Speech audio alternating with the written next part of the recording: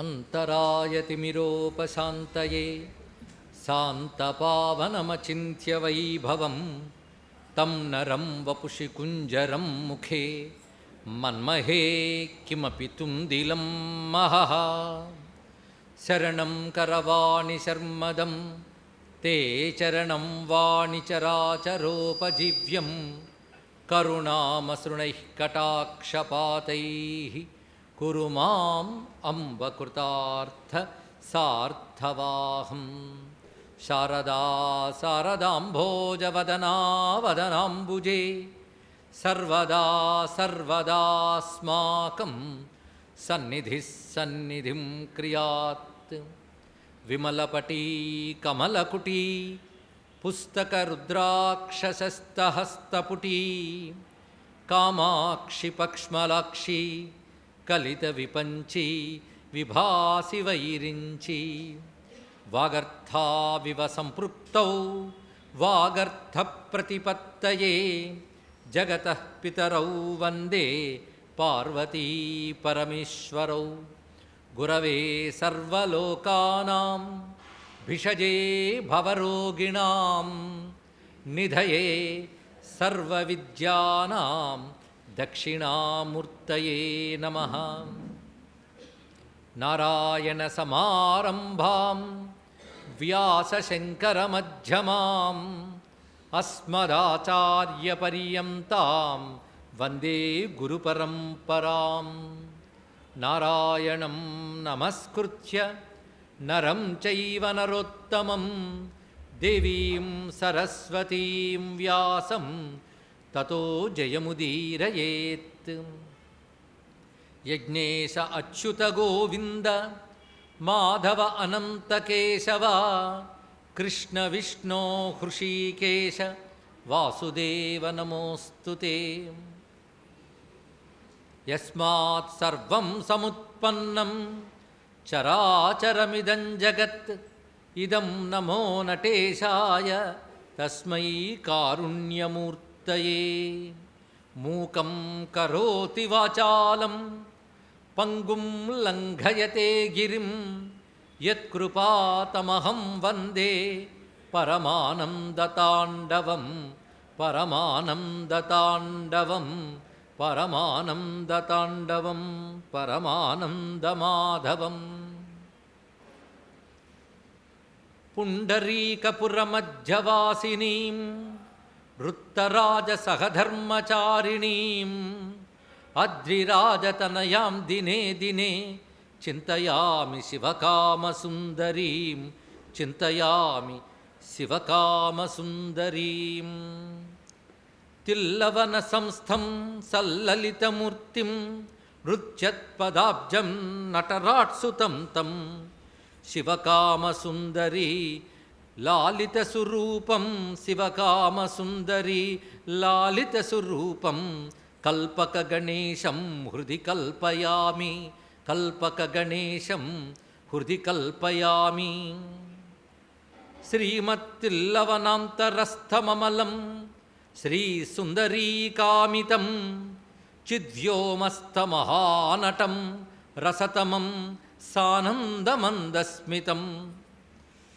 भूतस्थापितदक्षिणाङ्घ्रिमनघं दाक्षिण्यमूर्तिं परं किञ्चित् कुञ्चितवामपादमिह मे चित्ते सभेशं भजे मे चित्ते सभेशं भजे सभेशं भजे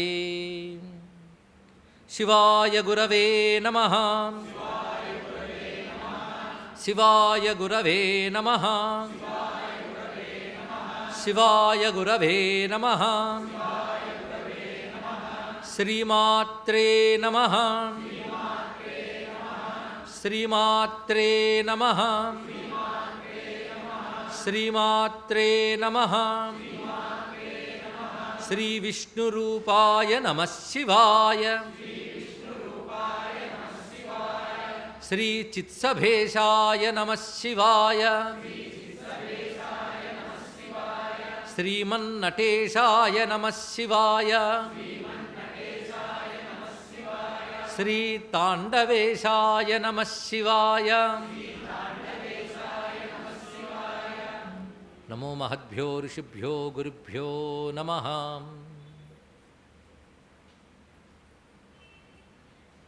పరమపావన ముక్తిక్షేత్రమైన శ్రీ చిదంబర మహాపుణ్యక్షేత్రంలో మనం ఉపవిష్టులమై ఉన్నాం. ఈ భాగ్యం కల్పించినటువంటి అమ్మ శివకామసుందరికి, అయ్య చిత్సభేశ్వరుడు నటరాజస్వామి వారికి నమస్కరిస్తూ, మహాక్షేత్రంలో ఉన్న దేవీ దేవతలకు, యోగి పుంగవులకు, సిద్ధపురుషులకు కూడా ప్రణమిల్లుతూ వారి సమక్షంలో 7 రోజులు గడిపే భాగ్యం మనకు లభించింది. ఈ భాగ్యాన్ని మనం సద్వినియోగం చేసుకుంటూ ఈ సప్తాహ దీక్షలో మనం ఇక్కడ ఇప్పుడు చెప్పుకోబోయే అంశము కుంచితాంఘ్రిస్తవం. గతంలో అంటే ఇప్పటికి 7 ఏళ్ల క్రితం ఇదే క్షేత్రంలో చిదంబర మాహాత్మ్యము రహస్యము అనే అంశంపై విశేష విషయములు మనం ప్రస్తావన చేసుకున్నాం. తత్పూర్వం కూడా వివిధ ప్రాంతాల్లో చిదంబర రహస్యంపై ప్రవచనం చేసిన విషయం ఇక్కడున్న వాళ్ళకి తెలుసు. చాలామంది వినే ఉంటారు. ఆ విషయాలవి పునరావృతం చేయకూడదు అనుకున్నా క్షేత్రం కనుక అక్కడక్కడ గుర్తు రావచ్చు. అయితే ఆ మహాక్షేత్రమైన చిదంబరం గురించి గతంలో మనం ప్రస్తావన చేసుకున్నాం. దీనికి ప్రధానంగా చిదంబర మాహాత్మ్యం గ్రంథం ఆధారంగా తీసుకున్నప్పటికీ వివిధ ఆగమాల్లో, వివిధ శాస్త్రాల్లో చెప్పబడ్డ ఇతర చిదంబర రహస్య విషయాలను కూడా గతంలో ప్రస్తావన చేసుకున్నాం. అయితే ఇప్పుడు ఎంచుకుంటున్న అంశం మాత్రం కుంచితాంఘ్రిస్తవం. ఈ గ్రంథం మనకు నూతనం. అయితే దీనిలో ఉన్న కొన్ని శ్లోకంలో కూడా గతంలో ప్రస్తావన చేయడం మాత్రం జరిగింది. కొన్ని శ్లోకంలో ఈ కుంచితాంఘ్రిస్తవం అనేటువంటిది ఈ క్షేత్రంలో విశేషమైనటువంటిది. ఇది రచించిన మహానుభావుడు ఉమాపతి శివాచార్యుడు. ఇప్పుడు మన దీక్షితుల వారిని ఇక్కడ చూస్తున్నాం. ఈ దీక్షితుల కుటుంబం సామాన్యం కాదు. పరమేశ్వరుడు ఇక్కడికి వచ్చినప్పుడే ఆ త్రేతాయుగం నాడు, అంటే పరమేశ్వరుడు అనాదిగా ఉన్నాడు, కానీ పూర్వయుగాల్లోనే కైలాసం నుంచి 3000 మంది స్వామి అనుజ్ఞతో దిగి వచ్చారు. భూమి మీదికి మానవ శరీరంతో వచ్చారు. కైలాసం నుంచి వచ్చినటువంటి మహానుభావులు వారు 3000 మంది దీక్షితులు అని పెట్టుకుంటారు. వారి పరంపరలో ఉన్నటువంటి వారు ఇప్పుడు మనకు ఎదురుగా ఉన్నటువంటి శ్రీ సేతు మహాదేవ దీక్షితుల వారు, వారి మనుమడు అశ్విని కుమార్ దీక్షితులు, శ్రీహరి దీక్షితులు ఇక్కడున్నారు. వీరి సహాయంతో మనం ఈసారి ఇక్కడ కార్యక్రమం ఏర్పాటు చేసుకున్నాం. మళ్ళీ 7 ఏళ్ల తర్వాత చిదంబరం వచ్చి ఇక్కడ ప్రవచనం చేసుకునే అవకాశం మనకు లభించింది. ఈ పరమమైన ముక్తిధామం గురించి తెలిసిన విషయమైన స్మరించుకుందాం. ఇది ఒక విశేషమైన క్షేత్రం. ముక్తిధామం అనేది చెప్పబడుతుంటుంది. మోక్షపురి, మోక్షాన్ని ఇచ్చేటువంటి పట్టణం. అనేక పురాణాల్లో ఈ మాట స్వయంగా శివుడే చెప్పినట్లుగా పద్మపురాణంలో అయితే చిదంబరము, కాశీ మహాక్షేత్రము, శ్రీశైలము ఈ రెండు నాకు అత్యంత ప్రీతిపాత్రములైన క్షేత్రములు అని పద్మపురాణంలో శివగీతలో చెప్పాడు. అంటే శ్రీశైలం, చిదంబరం, కాశీ మహాక్షేత్రం, 3 క్షేత్రములు అవుతున్నాయి మనకి. ఈ మూడింటికి సమాన ప్రతిపత్తినిస్తూ పరమేశ్వరుడు అత్యంత ప్రీతిపాత్రంగా తెలియజేసినవి. పైగా యోగపరంగా దీనికి చాలా విశేష రహస్యం ఉంది, తత్వపరంగా దీనికి చాలా విశేషమైన రహస్యం ఉంది. చిదంబర క్షేత్రం నేటికి కూడాను ఒక అద్భుతమైనటువంటి సంప్రదాయంతో కొనసాగబడుతూ ఉన్నటువంటిది. కేవలం మన ఆలయంలోకి ప్రవేశిస్తేనే అదే కొన్ని ఎకరాల విస్తీర్ణమైన చోటు, మనం ప్రాకారంలోకి వెళితేనే అదే పెద్ద ఊరు. అయితే తమిళ భాషలో ఆలయాల్ని కోవిల్ అంటారు. కానీ తమిళనాడులో కోవిల్ అంటే ముందు చిదంబరాన్నే కోవిల్ అంటారు, మిగిలిన వాటిని తర్వాత. కనుక కోవిల్ అనే శబ్దము, మందిరం అంటే చిదంబరానికి అంత పేరున్నది. అనేక విశేషాలు దీనిలో దాగి ఉన్నాయి. చిదంబర మహాత్మ్యంలో మనం ప్రస్తావన చేసుకున్నది అయినప్పటికీ ఇక్కడ పరమేశ్వరుడు ప్రధానంగా మహాలింగముగా వెలసి ఉన్నాడు. మొట్టమొదటి ఎక్కడున్నది మహాలింగం. మొత్తం ఈ ప్రాంతానికి అందరికీ తిల్లవనం అని పేరు. తిల్లవనం, తిల్వవనం అని సంస్కృత శబ్దాల్లో కూడా తిల్లవనం అనే చెప్పబడుతుంది. తమిళ భాషలో కూడా తిల్లమరం, ఆ వృక్షం పేరు తిల్లై వృక్షము అని చెప్పబడుతుంది. మన తెలుగులో వెతికిన తిల్ల వృక్షం అంటారు. కొంతమేరకు మ్యాంగ్రోవ్, MANGROE, ఆ జాతికి చెందిన చెట్టు అది ప్రస్తుతం ఈ ప్రాంతాల్లో కనిపించట్లేదు. కానీ స్థల వృక్షంగా దాన్ని ఒక శిల్పంపై చెక్కి కూడా ఉన్నది. ఇక్కడ కొంత దూరంలో పిచ్చవరవణ ప్రాంతంలో వృక్షాలు ఉంటాయి, సముద్ర తీరాలు ఉంటాయి. పశ్చిమ బెంగాల్ ప్రాంతాల్లో బాగా ఉంటాయని చెప్తారు. అవి తిల్లవనం, మొట్టమొదటి ఉన్నది ఇక్కడ తిల్లవనమే. ఇక్కడ స్వామి స్వయంభూగా ఉన్నాడు. ఆ స్వయంభూ పేరు మూలనాథుడు, మూలస్థానేశ్వరుడు అని కూడా పేరున్న దానికి. తిరుమూలనాథ అని కూడా పిలుస్తాం, శ్రీ మూలనాథ స్వామి. ఇది ఎంత రాత్రివేళ మొత్తం భూమి యందున్న సర్వలింగముల సారం అందులో ప్రవేశిస్తుంది. అటువంటిది ఆ భవ్యమైనటువంటి స్వామి, ఆ స్వయంభూ లింగం. అక్కడ ఒక్క పర్యాయం పంచాక్షరి జపించినా కొన్ని లక్షలు జపించిన ఫలితం లభిస్తుంది అని చెప్పారు. మొత్తం ఈ క్షేత్రమంతా దహరాకాశ క్షేత్రం. ఈ క్షేత్రంలో అడుగు పెట్టామని తెలుసుకోవాల్సినది ఒక మహాజ్యోతిర్మయమైన ధామంలో మనం ఉన్నాం. ఈ క్షేత్రం అటువంటిది, విస్తారమైన చోటు. అంటే కేవలం కోవెలు ఉన్న ప్రాంతమే కాదు, ఈ క్షేత్రం అంతా కూడా అటువంటిదే. అటువంటి భవ్యమైన ప్రాంతం ఇది. దహరాకాశం అంటే హృదయాకాశం. యోగి వృద్ధ్యానగమ్యం అని చెప్పినట్లుగా యోగులు హృదయంలో ధ్యానం చేస్తారే, హృదయస్థానం ఇది. హృదయస్థానం గురించి చెప్తూ ఇంకా రహస్యములు యోగశాస్త్రంలో ఉన్నాయి. ఆ విషయాలన్నీ కూడా మనకి శైవ ఆగమాల్లో వర్ణింపబడుతున్నాయి. అయితే శైవాగమాలు 108 వరకు ఉన్నాయి. ప్రసిద్ధిగా కొన్ని ఉన్నాయి, కారణాగమం, కామికాగమం. కానీ చిదంబరంలో మాత్రం ప్రత్యేక ఆగమం ఉన్నది. ఇది పతంజలి సూత్రమని పతంజలి మహర్షి రచించినటువంటి పద్ధతుల్లో ఇక్కడ సంప్రదాయం అంతా ఉంటుంది. ఇక్కడ చిదంబర యంత్రోపాసన చాలా ప్రసిద్ధి. మరొక్కటి, ఇది ఎంత శివప్రధానమో అంత శక్తి ప్రధాన క్షేత్రం.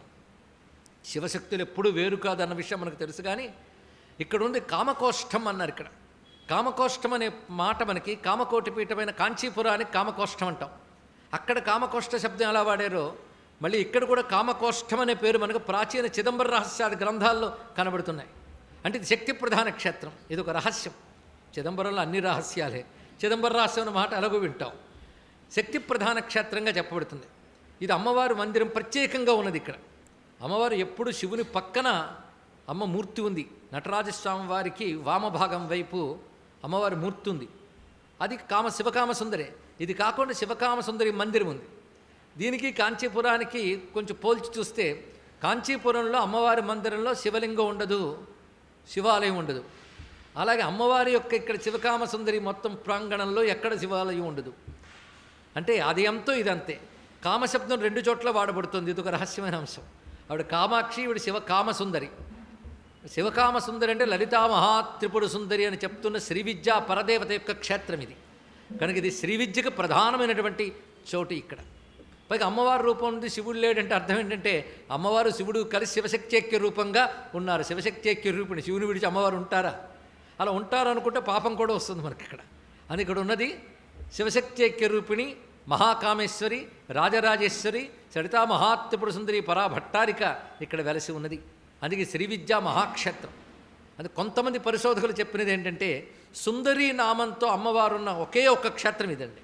ఇంకెక్కడ సుందరీ నామక్షేత్రం లేదు. సుందరీ విద్య అంటేనే శ్రీ విద్య, అదే సౌందర్యలహరి అంటున్నాం ఇక్కడ. అందుకే ఆదిశంకర భగవత్పాదుల వారు ఈ క్షేత్రంలోనే సౌందర్యలహరి గ్రంథం రచించారు అని కొందరు పండితులు పరిశోధనలతో సహా రుజువు చేశారు. మొత్తానికి మనం అటువంటి పరిపూర్ణమైన క్షేత్రంలోకి వచ్చాం.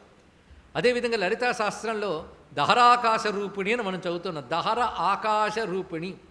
శ్రీ విద్యకే దహర విద్య అని పేరు. ఈ దహర విద్య ఛాందోగ్యోపనిషత్తులో ప్రస్తావన చేయబడుతున్నది. దహరం అంటే ప్రతి వారికి ఇంచుమించు తెలుసు. హృదయ ఆకాశం. హృదయ ఆకాశం, హృదంతరమైన ఆకాశానికి దహరం అని పేరు. అంతేగాని బయట భూతాకాశానికి దహరం అనరు. హృదయాకాశానికి దహరం అంటారు. ఇక్కడ ఆ దహరంలోనే పరమాత్మను ఉపాసించాలి. అందుకే ఎక్కడ అన్వేష్టవ్యం అంటే హృదయేవా అన్నారు. హృదయమే దహరాకాశం. ఆకాశం అంటే ఒకటి అర్థం తెలుసుకోవాల్సింది, చిచ్చక్తి వ్యాపించిన చోటు ఆకాశము. ఇప్పుడు అర్థం కాకపోయినా వాక్యం రాసుకున్న తర్వాత ఆలోచించుకోండి. ఆకాశం అంటే శూన్యం కాదు. ఆకాశం అంతా చిచ్చక్తి వ్యాపకంగా ఉంటుంది. చిచ్చక్తి వ్యాపక స్థలమే ఆకాశం. చిచ్చక్తి ఎవరిది? పరమాత్మ యొక్క శక్తి. కానీ పరమాత్మ యొక్క శక్తి చిచ్చక్తి. అది ఆయన నుంచి ఎప్పుడూ విడి కాదు. సూర్యుడి నుంచి కాంతి వలనే పరమేశ్వరుని యొక్క అవిభాజ్యమైన చిచ్చక్తి. ఈ చిచ్చక్తి మూలశక్తి. ఈ మూలశక్తి ఇచ్ఛాజ్ఞాన క్రియాది శక్తులకు మూలమైనది. కనుక చిచ్చక్తి ముందున్నది.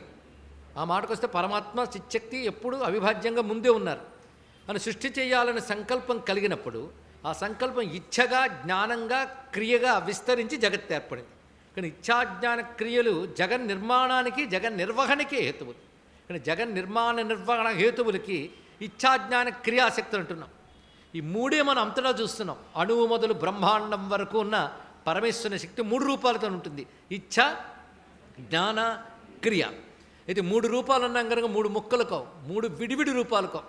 దీన్ని ఎలా పోల్చుతారంటే ఒక చెరకు కణుపుతో పోల్చొచ్చు. చెరకు కణుపు మీ దగ్గర తీసుకొస్తే 3 కణుపులు ఉన్నాయండి అంటాం ఒక చెరకు ముక్కలో, లేదా 30 కణుపులు అంటాం. 30 కణుపులు అన్నామే కానీ 30 ముక్కలు కాదు కదా. అది అంతా కలిపి ఒకటే చెరకు, అంతా ఒకటే రసం. చూడ్డానికి 3 భాగాలు కనబడుతున్నాయి. కానీ ఇచ్ఛ, జ్ఞాన, క్రియ అనే 3 పర్వములతో విస్తరించిన శక్తి ఏదో ఆ శక్తి పర్వములతో విస్తరించింది కనుక పార్వతీ అని నామం వచ్చింది ఇక్కడ.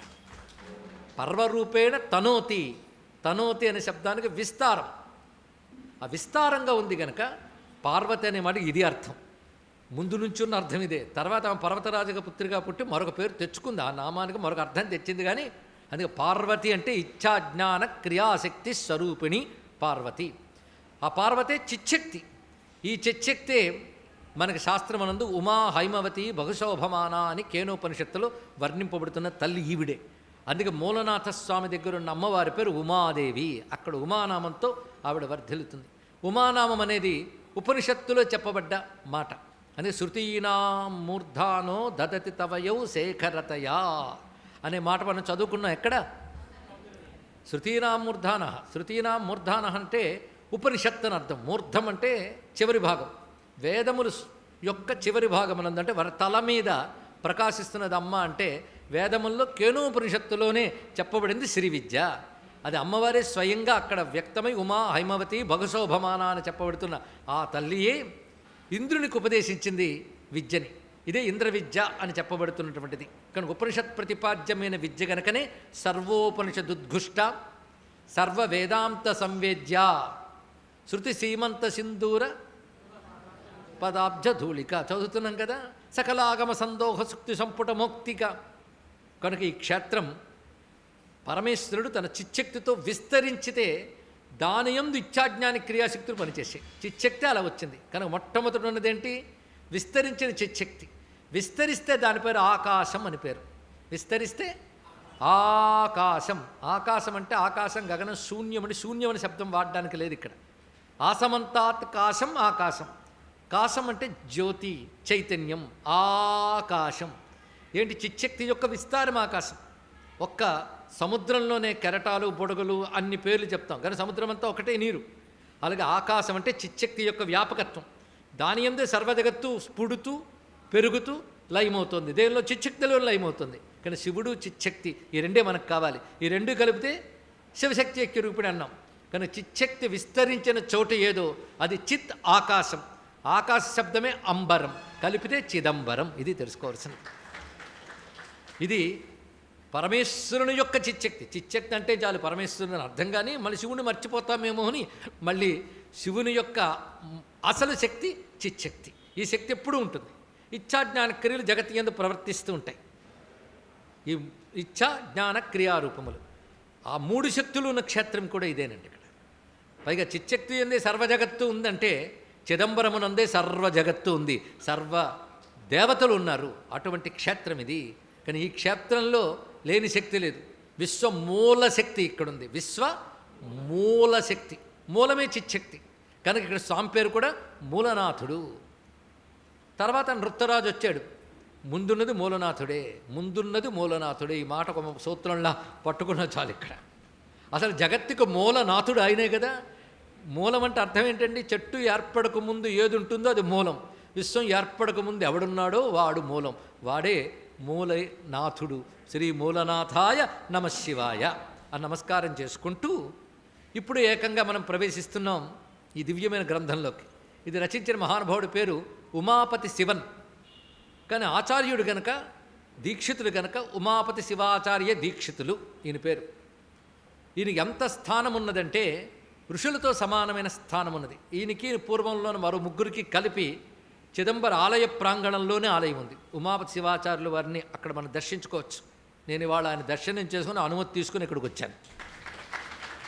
నా దీక్షితుల సహాయంతో చూడగలిగాను ఆయన్ని. ఆ పక్కనే 4 ఉంటారు. జ్ఞాన సంబంధరు, అప్పరు, తిరునావక్కరసు, మాణిక్యవాచకరు. ఈ 4 కూడా అక్కడ ఉంటారు. వీళ్ళు చాలా ప్రసిద్ధి. చిత్రం ఏంటంటే ఈ 4 నయనారులో చాలా ప్రధానం. ఆ 4 వచ్చిన క్షేత్రం చిదంబరం. అసలు చిదంబరం దర్శించకపోతే వాడి శివభక్తి పూర్ణము కాదు, వాడి శ్రీవిద్యోపాసన పూర్ణము కాదు. అలాంటి మహాక్షేత్రానికి రాగలిగేమో అంటే ఈశ్వరానుగ్రహం మాత్రమే ఇక్కడ కనబడుతున్నది. ఇలాంటి ఈ క్షేత్రంలో ఉమాపతి శివాచార్యుల వారి గురించి ఇప్పుడు చెప్పుకుంటున్నాం. ఈయన 1200 సంవత్సరం అంటే 13వ శతాబ్దానికి చెందినటువంటి వాడు ఈయన. ఈ మహానుభావుడు అనేక గ్రంథాలు రచన చేశాడు ఇక్కడ. కానీ ఇందులో ప్రసిద్ధి మ్యాగ్నమోపస్ అని చెప్పదగ్గది కుంచితాంఘ్రిస్తవం. ఇది మొత్తం 313 శ్లోకాల గ్రంథం. ఇది స్రగ్ధర అనబడే ఛందస్సులో రచింపబడింది. స్రగ్ధర అంటే కొందరికి అవగాహన కలిగి ఉండవచ్చు. మయూర కవి సూర్యశతకం ఈ ఛందస్సులో రచించాడు. ఇది సంస్కృత ఛందస్సుల్లో చాలా ఉత్కృష్ట శ్రేణికి సంబంధించినటువంటి ఛందస్సు అంటారు. ధర అనే మాటకు అర్థం అంటే స్రక్ అంటే మాల, ధర అంటే మాలను ధరించుట అని అర్థం. ఇక్కడ స్రగ్ధర అసలు ఈ మొత్తం ఒక్కొక్క పద్యమే ఒక్కొక్క శ్లోకమే ఒక మాలాకారంలో ధరించినట్టుగా కనబడుతున్నది. ఇక్కడ ఎవడా స్రగ్ధరుడు అంటే చిదంబరేశుడే స్రగ్ధరుడు. ఈ మాల స్రగ్ధర అనబడే వాటిని ధరించినవాడు ఆ మహానుభావుడే. కుంచితాంఘ్రిస్తవం ఎంత గొప్పదంటే 313 శ్లోకాలు కూడా 313 మంత్రాలు అంటారండి. అంత భావం ఇక్కడ. అంటే ప్రతి దానిలో ఒక మంత్రం నిహితమై ఉన్నది. అందుకే దీన్ని పారాయణ చేసే క్రమం కూడా శాస్త్రంలో చెప్పారు. ఇది పారాయణం చేస్తే ఏమొస్తుంది అంటే మొత్తం అవన్నీ ఫలశ్రుతి మొత్తం చెప్పను, కానీ ఒక వాక్యం ఫలశ్రుతిలో చెప్తాడు. శ్రీకుంచితాగ్రిం స్తవరాజముక్త్వా సాక్షాదపశ్యన్ నటనం సభాపతే అన్నారు. ఇక్కడ ఎవరైతే కుంచితాంఘ్రి స్తవాన్ని భక్తితో చదువుతారో వాళ్ళు సభాపతి అయిన నటరాజు యొక్క నాట్యాన్ని చూస్తారు అన్నాడు. అంతకంటే కావాల్సిందేముందండి. ఇంకా ఈ మహానుభావుడు చెప్తున్నది ఏంటంటే ఇది చదివిన వారికి ఆయురారోగ్య ఐశ్వర్య సిద్ధులు అభీష్ట సిద్ధులు కూడా సిద్ధిస్తాయన్నాడు. ఎందుకంటే ఇందులో చెప్పబడుతున్నది సంపూర్ణ శైవ విజ్ఞాన సర్వస్వం. శైవ విజ్ఞాన సర్వస్వం అని కూడా పేరు పెట్టవచ్చు. కొంతమంది ఏమంటారంటే చిదంబర నటరాజ వైభవ సర్వస్వం అంటారు. ఇక్కడ రెండూ అంటాం. ఎందుకంటే ఇందులో కేవలం చిదంబరం గురించి మాత్రమే లేదు, వివిధ పురాణాల్లో చెప్పబడ్డటువంటి శివలీలలు ఇందులో స్మరించారు. అది గొప్ప గొప్ప అంశం. ఇందులో శివకళ్యాణం కానీ గణపతి కుమారస్వామి చరిత్రలు కానీ శివుడు భక్తులను అనుగ్రహించే లీలలు కానీ ఇందులో శ్లోకాల్లో ఉంటాయి. అనేక శ్లోకాల్లో కొన్ని శ్లోకాల్లో శివమూర్తుల వర్ణన కనబడుతుంది, శివతత్వ ప్రతిపాదన అడుగడుగునా కనబడుతుంది. మరొకటి శ్రీ విద్యా మర్మములు అనేక శ్లోకాల్లో ఇందులో చెప్పబడుతున్నాయి. అదొక విశేషమైన అంశం. శ్రీ విద్యా మర్మములు కనబడుతూ ఉంటాయి కనుక ఆ విధమైన తత్వములు కూడా దీనిలో కనబడుతున్నాయి. అంటే ఎన్ని విధాలుగా ఇది గొప్పదో పరిశీలించండి. అందుకే ఏతస్తోత్రం పఠంతి ప్రతిదినమస్కృ యోమం ఓ అమా యుమాపతేర్వా, దీన్ని చదివినట్లయితే చిత్సభాయాం విరచిత పరమానంద నృత్యస్య శంభో, శివుని యొక్క ఆనందానికి సంబంధించి నాట్యానికి సంబంధించిన గ్రంథం ఇది. ఇది చదివినట్లయితే వాడి కైవల్యం లభిస్తుంది అని కూడా తెలియజేశారు. అంతేకాదు ఇహంలో ఏం లభిస్తాయంటే అగ్రే లబ్ధ్వాకిలేష్టాన్ ఇహ తనయ కళత్రాదిమానాత్మ యజ్ఞ, తర్వాత వచ్చేది అంతే కైవల్య సైన్యం అన్నారు. అంటే ఇహ జీవితంలో ఉన్నంత కాలం అతనికి సర్వ అభీష్టములు నెరవేరుతూ కుటుంబ వృద్ధి జరిగి ఆత్మజ్ఞానం సిద్ధించి మోక్షం లభిస్తుంది అన్నారు. ఇది క్రమం అండి. ఇందులో ఏది అక్కర్లేదని ఎవడు అనుకుంటాడు? ప్రారంధం ఎలా ఉంటో అలా జరగనియండి జీవితాన్ని అనుకునే ధైర్యం ఎవడుకుంటుందండి? ఎవరో రమణులు లాంటి వారికి తప్ప. ఏదో ప్రారంధాలను అనుభవించి కర్మలు అనుభవిస్తున్నా చిదంబరం నటరాజు దయ వల్ల అవి కొంతైనా తగ్గించుకోలేని వాటిని తట్టుకోగలిగే శక్తి ప్రసాదించి అసలు కావలసిన బ్రహ్మజ్ఞానం మోక్షం ఇవ్వాలి అనే ఉద్దేశం కలవారికి ఇంతకు మించిన స్తోత్రం ఉంటుందా? అందుకే చిదంబరాన్ని మించిన క్షేత్రం, నటరాజుకు మించిన దైవం, ఈ స్తోత్రానికి మించిన అంటే కుంచితాంఘ్రి స్తవానికి మించిన స్తోత్రం లేదు అంటారు పెద్దలు ఇక్కడ. అందుకే ఇది శైవ శాస్త్ర సర్వజ్ఞం అన్నాం గనక శివ మంత్ర రహస్యములన్నీ ఇందులో ఉన్నాయి. అంతేకాదు చిదంబరం గురించి సర్వం ఇందులో పెట్టాడండి. అది మాత్రం ఆశ్చర్యకరమైన అంశం. చిదంబరం గురించి మనకి తెలియజేసే పుస్తకాలు కొన్ని ఉన్నాయి. ప్రాచీన వాంగ్మయం చాలా ఉంది. ఇప్పటిదా ఈ క్షేత్రం యుగాల నాటిది. ఈ మహాక్షేత్రం వ్యాఘ్రపాదుడు పతంజలి ఇప్పటి వారు కారు, యుగాల క్రితం వారు. ఇప్పుడు చారిత్రక పరిశోధకులే వేల ఏళ్ల క్రితం అని ఒప్పుకుంటున్నారు. వేల ఏళ్ల క్రితం అని చారిత్రక పరిశోధకులు అంటున్నారంటే ఇన్ని వేల ఏళ్ల చరిత్ర కట్టడాలు ఇతర దేశాలు లేవు అని ఘంటాబద్ధంగా చెప్పచ్చు. ఇంకా ప్రజాదరణతో ఉన్నవి అసలు. ఎందుకంటే ధ్వంసమైన చరిత్రలతో బాబిలోనియా లాంటి దేశాలు ఉన్నాయి. అక్కడ ఒకప్పుడు ప్రాచీన నాగరికత ఉండేది కానీ లేదు.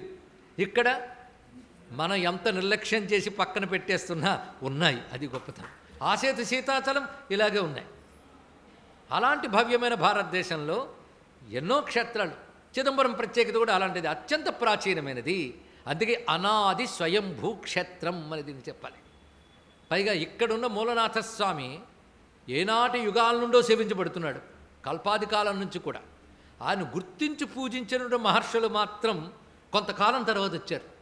అంతవరకు కేవలం దివ్య దృష్టి కలిగిన దేవర్షులు దేవతలు మాత్రమే ఆరాధన చేసుకునేవారు ఆయన్ని. తర్వాత మహర్షులు విచ్చేశారు. ఆ రోజుల్లోనే మాధ్యందిన మహర్షి పుత్రుడైనటువంటి పుత్రుడు మాధ్యందినుడు. ఆయన రావడానికే బహు కష్టమైంది. ఆయనకి అరణ్యంలోకి ప్రవేశించడమే మహా కష్టమైంది.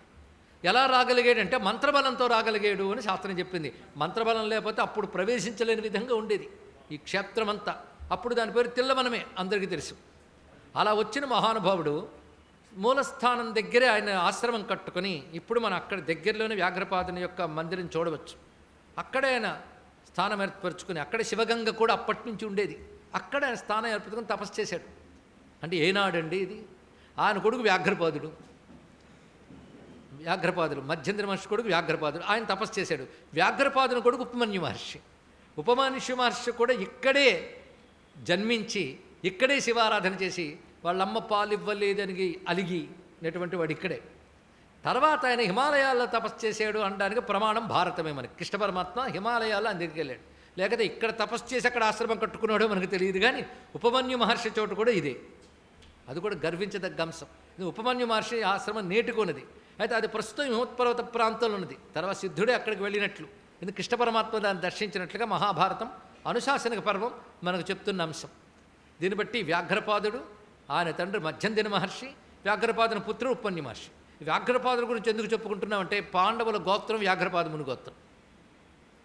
ఎవరైనా భీష్మాష్టమి నాడు ఎవరైనా తర్పణలు విడిచిపెట్టే అలవాటు ఉంటే వైయాఘ్రపాద గోత్రస్య అని అంటారు. భారతంలో కూడా స్వయంగా ధర్మరాజు చెప్పుకుంటాడు, వాళ్ళ గోత్రం పేరు వ్యాఘ్రపాదముని గోత్రం వైయాఘ్రపాదం.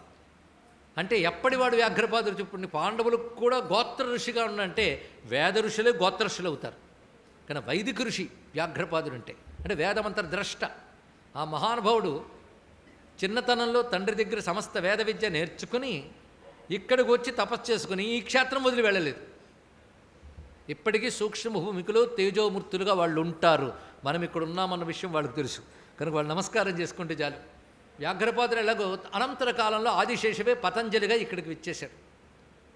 ఎందుకంటే శివతాండవ దర్శనాభిలాషి అయి నారాయణ అనుజ్ఞ తీసుకుని హిమోత్పర్వత ప్రాంతంలో ఉన్న కైలాసం వద్ద తపస్సు చేస్తే భూమి మీద నీ తపస్సు వర్ధిల్లింది, కానీ నా నాట్యం తట్టుకునే చోటు భూమి మీద లేదన్నాడు శివుడు.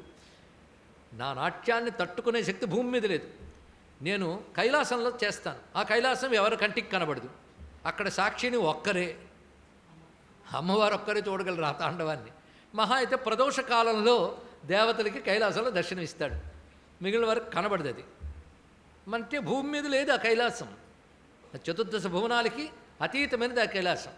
అలాంటిది భూమి మీద ఎక్కడున్నది అంటే ద్వారకావనంలో ఒకప్పుడు చేశాను, చేయాల్సి వచ్చింది అన్నాడు ఆయన. చేసేని వేరు, చేయాల్సి వచ్చింది, రెండుకి తేడా ఉంది. అంటే చేసేడంటే ఆయనకు హాయిగా చోటు ఉంటే బ్రహ్మాండంగా చేస్తాడు.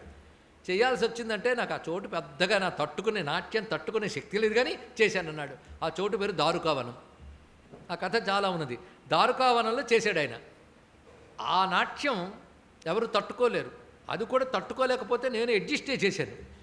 కానీ నేను తనివితీర నాట్యం చేసే చోటుకున్నది అది తిల్లవనం, అక్కడ చేస్తాను. అక్కడ నీకు దర్శనం కావాలంటే ఈ తపస్సు సరిపోతున్నట్టు ఆదిశేషువుకి అన్నాళ్ల తపస్సు చేస్తే, పైగా అఖండ భక్తితో చేశాడు ఆయన.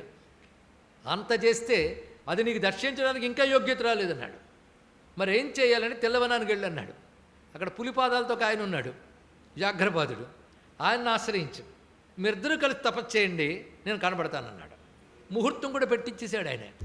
అదృష్టవశాత్తు ఈ పుష్యమాసంలోనే మనం ఆర్ద్ర అయిపోయికి వచ్చాం. కానీ పుష్యమాసంలో అద్భుతమైన పూర్ణిమ నాడు గురువారం వచ్చాడు మహానుభావుడు అక్కడ. అలాగా కనబడతానని చెప్పాడు. అయితే కనబడతానని చెప్పి ముహూర్తం పెట్టి పంపించేస్తే ఎలా ఉంటుందంటే అది ఎప్పుడు వస్తుందో అని ఎదురు చూస్తాం, అంతే కదండి. ఎవరైనా మన ఇంటికి ఫలానా రోజున వస్తారంటే ఒకవేళ ఇష్టమైన వాళ్ళంటే ఇప్పటి నుంచి తప్పించిపోతాం, ఇష్టం కాకపోతే ఇప్పటి నుంచి భయపడుతుంటాం. మొత్తానికి మనకి ఏదైనా ముహూర్తం తెలిసిపోతే తపన పెరిగిపోతుంటుంది. అంటే అర్థం భావం బలమవుతుంది అని అర్థం. అంటే మీరు ఇంతవరకు చేసిన తపస్సు ఓకే, అక్కడికి వెళ్ళి తపస్సు చేయాలి, ఫలానా ముహూర్తం కనుక అంతవరకు తపస్సు చేయాలి అన్నాడు. దాని గోల్డ్ అంతా విరామం ఉంది, అప్పటి వరకు తపస్సు చేయాలి అని. ఎలా ముహూర్తం పెట్టాడు కానీ అంతవరకు అన్ని తిరిగి వచ్చి అప్పుడు లేచి వద్దామని అంటే లాభం లేదు, అప్పటి వరకు తపస్సు చేయాలి. అలా మీరు భావనతో తప్పించిపోతే నా కోసం అప్పుడు మీకు చూపిస్తానన్నాడు. అప్పుడు స్వామి ఇక్కడ వారి కోసం తన నాట్యాన్ని దర్శింపజేశాడు, చేస్తున్న నాట్యాన్ని చూపించాడు. అందుకే వాళ్ళ కోసం దాన్ని నాట్యం చేయలేదు, రెండుకి తేడా ఉన్నది. ఎప్పుడు ఇక్కడ ఉంటుంది చూపించాడు. వాళ్ళు ఏం కోరుకున్నారంటే అంత ఏం కావాలన్నాడు, ఆయన ఒకడు వరాలు ఇచ్చేస్తాడు. ఆయన ఏమన్నారు వీళ్ళిద్దరూ కూడా, మాకెలా కనబడ్డావో అందరికి కనబడాలన్నాడు.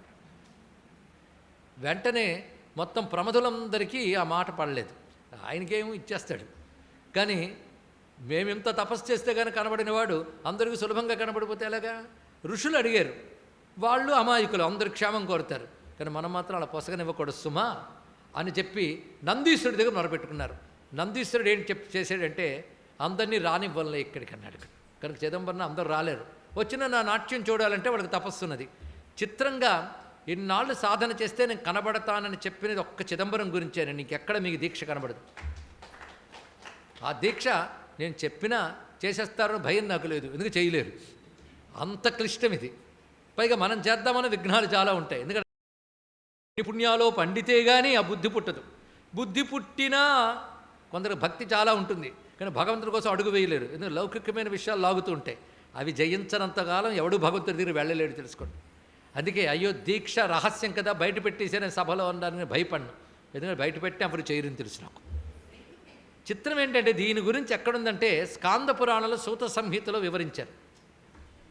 అందులో అద్భుతంగా శివ తాండవమూర్తిని వర్ణిస్తారు. కొన్ని అధ్యాయాలు ఉందండి దానిలో. పైగా ఇక్కడ శివగీత ఉంది. అంటే పరమేశ్వరుడు ఇక్కడికి వచ్చి తపస్సు చేసిన కొందరు ఋషులకి, వాళ్ళకి సాకల్యుడు అనే మహర్షి, ఆయనకి ప్రత్యేకంగా ఇక్కడ స్వామి కనబడతాడు. ఆయన శిష్య పరంపరలో జైమిని ఆ జైమిని ఇక్కడికి వచ్చి స్వామి యొక్క దర్శనం చేసి జైమిని కృత వేదపాద స్తవమని ప్రసిద్ధి చెంది ఉన్నది. జైమిని మహర్షి సిద్ధి పొందిన చోటు ఇది. చిదంబర మహాత్యంలో ఉన్నారు. సాకల్యుడు ఎప్పటివాడు చూడండి ఇక్కడ. అలాంటి సాకల్యుడు స్వామి అనుగ్రహం పొంది ఇక్కడ తపస్సు చేస్తే స్వామి అతనికి ముందు దీక్ష చెప్పాడు, ఇది నువ్వు చెయ్యని. ఆ దీక్షను చేశాడు ఆయన ఇక్కడ. ఆ దీక్ష ప్రకారంగా శివగంగలో స్నానం చేసి మూలస్థానేశ్వరుడి దగ్గర రోజుకు 10,000 పైన జపం చేస్తూ నిత్యం దభ్రసభ దగ్గరికి వెళ్ళి నిలబడి సంవత్సర కాలం చేయాలి. సంవత్సరం అంటే ఈ జన్మ పరంపరల్లో చాలా తక్కువ అండి. సంవత్సరకాల దీక్షకే దర్శనం ఇచ్చాడు స్వామి ఇక్కడ వాళ్ళకి. అది అద్భుతం. దీన్ని వర్ణిస్తూ సూత సంహిత చాలా అద్భుతంగా చెప్పింది. అయితే దీక్షా నియమాలు ఉన్నాయి. ఆ నియమాలు పాటిస్తూ దీక్ష చేసినట్లయితే దర్శనం ఇస్తాను అని మాట ఇచ్చాడంటే ఆయన కారుణ్యమూర్తి కదా. అందుకే శివుడు సహజ కారుణ్యమూర్తి, చిదంబరంలో పూర్ణ కారుణ్యమూర్తి. ఇది తెలుసుకుంటే చాలు ఇక్కడ. అందుకే స్వామికి మంత్రం ఉంది, యస్మాత్ సర్వం సముత్పన్నం చరాచరమిదం జగత్ ఇదం నమో నటేశాయ తస్మై కారుణ్యమూర్తయే. ఎవరైనా చిదంబరం నటరాజు మీద భక్తి ఉన్న వాళ్ళైతే ఇదే ఉపదేశంగా భావిస్తే చాలు.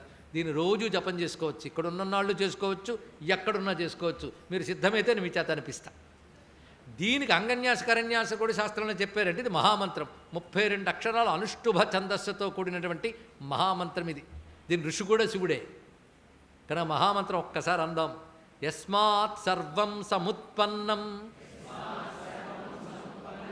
చరాచరమిదం జగత్ ఇదం నమో నటేశాయ తస్మై కారుణ్యమూర్తయే. ఇది మంత్రం. నేను దీన్ని వ్యాఖ్యానిస్తే ఇదే చాలా పెద్దది. యస్మాత్ సర్వం సముత్పన్నం చరాచరమిదం జగత్ అని ఒక మాటలో అనేశాడు. ఎవరి నుంచి చరాచర జగత్తు కలిగిందో అన్నాడు. కలగడం అనేది మళ్ళీ 5 రకాలు ఉంటుంది. అది సృష్టి, స్థితి, సంహార, తిరోధాన, అనుగ్రహములు. కానీ ఎవరు పంచకృత్యములకు కారకుడో అని అర్థం ఇక్కడ. యస్మాత్ సర్వం సముత్పన్నం అంటే జగత్తు యొక్క పంచకృత్యములు ఎవడు కలిగిస్తున్నాడో. సృష్టిలో పడ్డం సృష్టి, ఇందులో వెళ్ళడం స్థితి, మళ్ళీ అప్పుడప్పుడు పోతూ మళ్ళీ రావడం లయ. ఎప్పుడు ఈ పుట్టుకలు పొందడం తిరోధానం, మరి పుట్టుకలు లేకుండా కైవల్యాన్ని పొందడం అనుగ్రహం. 5 ఎవడు చేస్తున్నాడు వాడు. మీరు ఒక్కసారి ఆలోచించండి. 5 మీరుగానే చేసేస్తున్నారా ఏమిటి?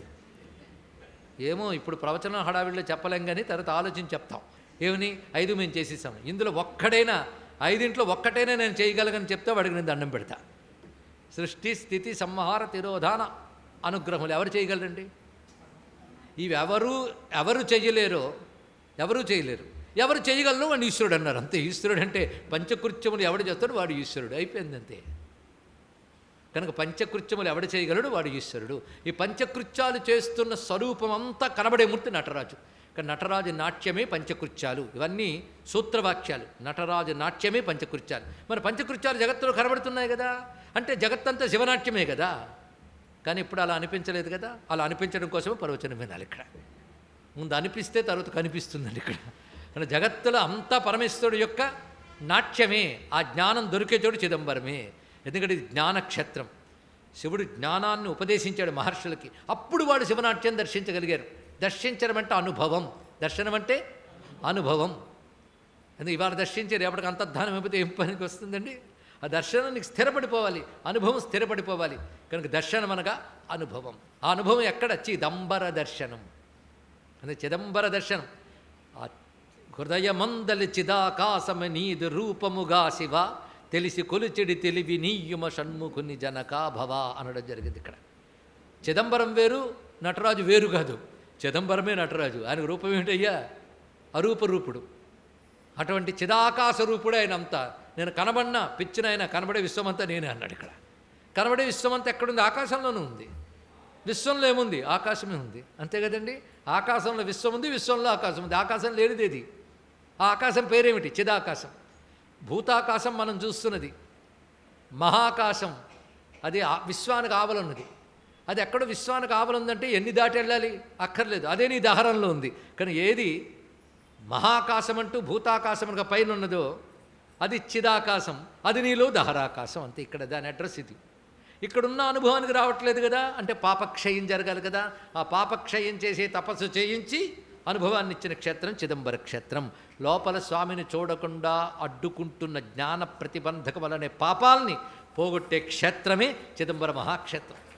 కనుకనే స్వామి నీ దర్శనానుభూతిని దూరం చేస్తున్న నా అనేక జన్మల పురాకృత పాపరాశిని, కర్మ మాలిన్యాన్ని తొలగించవయ్యా అని ప్రార్థించాలి ఇక్కడంతే. అప్పుడు స్వామి అనుగ్రహిస్తాడు. అందుకు రావాలి క్షేత్రానికి. అలాంటి భవ్యమైన క్షేత్రం ఇది. ఇలాంటి దీంట్లో ఈ మహానుభావుడు ఎప్పటి శివాచార్యులు, ఇప్పుడే చెప్పాం శివాచార్యుల పరంపర, కైలాసం నుంచి వచ్చిన విప్రోత్తములు. ఆ పరంపర నేటికి కొనసాగుతుందంటే ఇంకా కలియుగం ముదరలేదని. అసలు లేదనడానికి లేదు. అప్పుడెప్పుడో ముస్లింలు పాలన చేసి ఆలయాలను ధ్వంసం చేశారు. కొన్ని ఆలయాల్లో ఇక్కట్లు పెట్టారని. ఇప్పుడు అలాంటి వాళ్ళే ఉన్నారు. మనం ప్రజాస్వామ్య అనే భ్రాంతిలో ఉన్నాం. కానీ ఆలయాలను ఇక్కట్ల పాలు, ఇబ్బంది పాలు చేస్తున్న ప్రభుత్వాలు నేటికి ఉన్నాయి. బాధాకరమైన అంశం. నేను ఈరోజు ఇక్కడ కూర్చొని చిదంబరం నటరాజస్వామిని ప్రార్థిస్తున్నది ఏంటంటే, ఆసేతు సీతాతలు ముఖ్యంగా చిదంబరంలో ప్రాచీన పరంపరని, ఆలయాలను ఇబ్బంది పెడుతున్న నాస్తిక ప్రభుత్వాలు సమూల నాశనం పొందుగా కానీ ప్రార్థన. ఇది స్వయంగా కోరుకుంటున్నాం. ఇది మాకు చిదంబరం అంటే ఇష్టం కనుక. చిదంబరం శివుడి కోసం కాదు, మన కోసం బాగుండాలి అంతే. ఇక్కడ దీక్షితులు క్షేమంగా ఉండాలి, ఆలయం క్షేమంగా ఉండాలి, ఆ పరంపర కాపాడబడుతూ ఉండాలని మనం ప్రార్థన చేసుకుందాం. ఇక్కడ మొత్తానికి ఆ భవ్యమైనటువంటి ఈ క్షేత్రంలో ఎప్పటి పరంపర అండి. అలా వస్తున్న పరంపరల్లోకి చెందినటువంటి వాడే ప్రస్తుతం మనం చెప్పుకుంటున్న ఉమాపతి శివాచార్య. కనుక దీక్షితులైన దీక్షిత పరంపరకు చెంది శంభు దీక్షితులు గౌరి అనే పుణ్య దంపతులకు పుత్రుడిగా ఉద్భవించాడు. ఈయన గురించి చెప్తూ ఒక 15 శ్లోకాలు చిదంబర బ్రహ్మ యతివర్యుడు అని ఆయన రచించారండి. ఈ శ్లోకాలు ఎక్కడ దొరికాయి అంటే కాశీక్షేత్రంలో దొరికాయి. ఇది అత్యంత ప్రాచీనమైన శ్లోకములు. ఇవి మొత్తం 15 శ్లోకాలు. ఈ 15 శ్లోకములు ఉమాపతి శివాచార్యుడి యొక్క గొప్పతనాన్ని చెప్తూ ఉన్న శ్లోకములు. ఉమాపతి శివాచార్యుడి గురించి ఒక్కసారి తెలుసుకుందాం. ఇందులో చెప్తూ విశేషంగా పాషండోపహతాం స్వకీయ సరణిం పురోద్ధర్తుమభ్యర్థనాత్ దేవానాం భువి పుండరీక నగరే దేవశివ స్వాంశతః త్రైసాహస్రమఖీంద్రవంశజలధౌ శంభోశ్చ గౌర్యాంపుర జాతస్తత్ర మహానుమాపతి సమాక్షాతో బభౌ దేశికః. ఇది ఆ చిదంబర బ్రహ్మ యతీశ్వరుడు రచించిన శ్లోకం అండి. ఇందులో ఏం చెప్తున్నారంటే, పాషండ మతముల చేత సనాతన ధర్మం దెబ్బతిన్నప్పుడు దేవతలందరూ వెళ్ళి ఎప్పటికప్పుడు పరమాత్మను ప్రార్థన చేస్తారు. ఎప్పటికప్పుడు భగవంతుడు వస్తుంటాడు, అనేక రూపాలతో వస్తాడు. అంతకుముందు శంకర భగవత్పాదుల వారి రూపంలో వచ్చాడు. ఆ తర్వాత కూడా అనేక మంది దీక్షితుల రూపంలో ఇక్కడికి వచ్చాడు. అలా మరొక కాలంలో కలియుగం కదండి, మాటిమాటికి వస్తూ ఉంటాయి. మాటిమాటికి ప్రార్థిస్తే మాటిమాటికి వస్తాడు. ఆయనకి భక్తులు పిలిస్తే తప్పకుండా వస్తాడు. రాలేదంటే అర్థం పిలిచేవాళ్ళు లేని అర్థం. అయితే దేవతలందరూ వెళ్ళి ప్రార్థన చేశారు.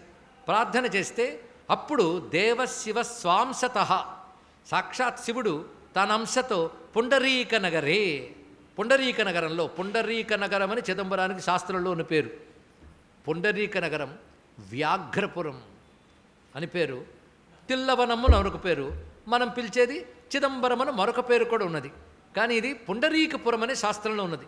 హృత్పుండరీకం విరజం విశుద్ధం. పుండరీకం, పుండరీకం అనే శబ్దం ఉపనిషత్తుల్లో చెప్పబడుతుంది. ఉపనిషత్తుల్లో చెప్పబడ్డ పుండరీకపురం ఇదండి. ఇక్కడ పుండరీకాక్షుడు అంటాం.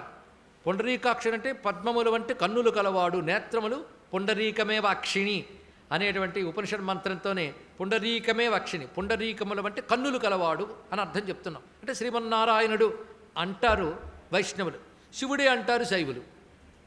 మరి పుండరీకమే వక్షిణి అన్నప్పుడు రెండు కళ్ళు చెప్పాలి కదా. ఏంటంటే మాటిమాటిగా మూడో కన్ను తెరవడు కదా, ప్రళయకాలంలో తెరుస్తాడు కనుక ఆయన రెండు నేత్రములతో ఉన్నాడు. పుండరీకాక్ష అంటే శివ అని అర్థం చెప్పారు. మీరేమంటారంటే మాకు ఏదైనా అభ్యంతరం లేదంటాం.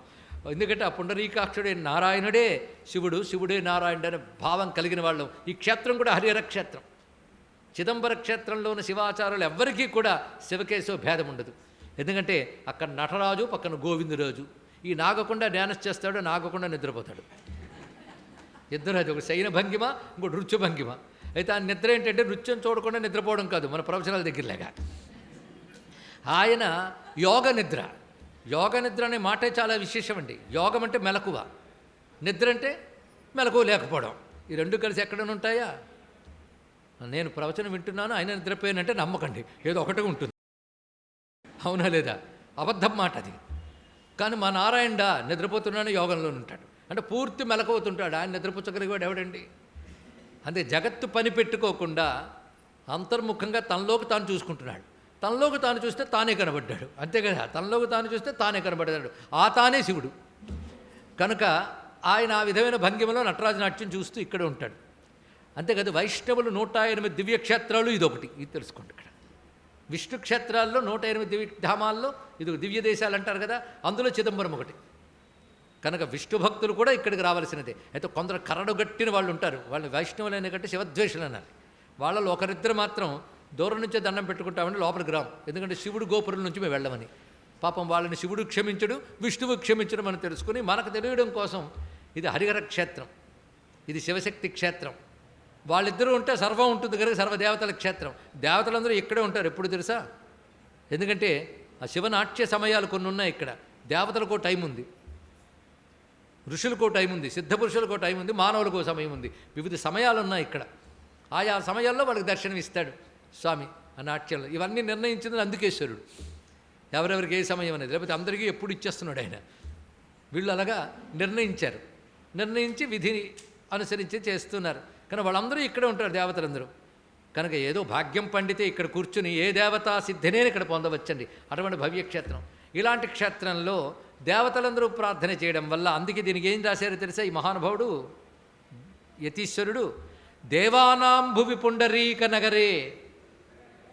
అయితే ఎలాగో సమయం వచ్చింది కనుక పుండరీకాక్ష శబ్దానికి కూడా అర్థం చెప్పుకుందాం. పుండరీకముల వంటి కన్నులు గలవాడు, ఇది అర్థం.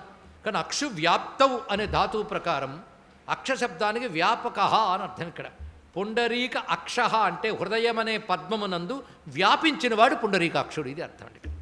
కానీ ఎవడైతే పుండరీకాక్షుడిని స్మరిస్తాడో వాడు సబాహ్యాభ్యంతర శుచి.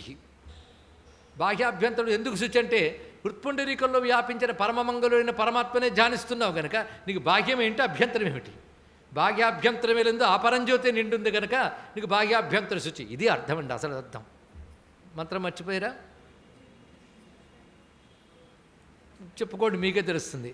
యస్మరేత్ పుండరీకాక్షం స బాహ్యాభ్యంతర శుచి అపవిత్ర పవిత్రో వా సర్వావస్థాం గతోపి వా యస్మరేత్ పుండరీక అక్షం స బాహ్యాభ్యంతర శుచి. ఇప్పుడు అర్థమైంది కదా.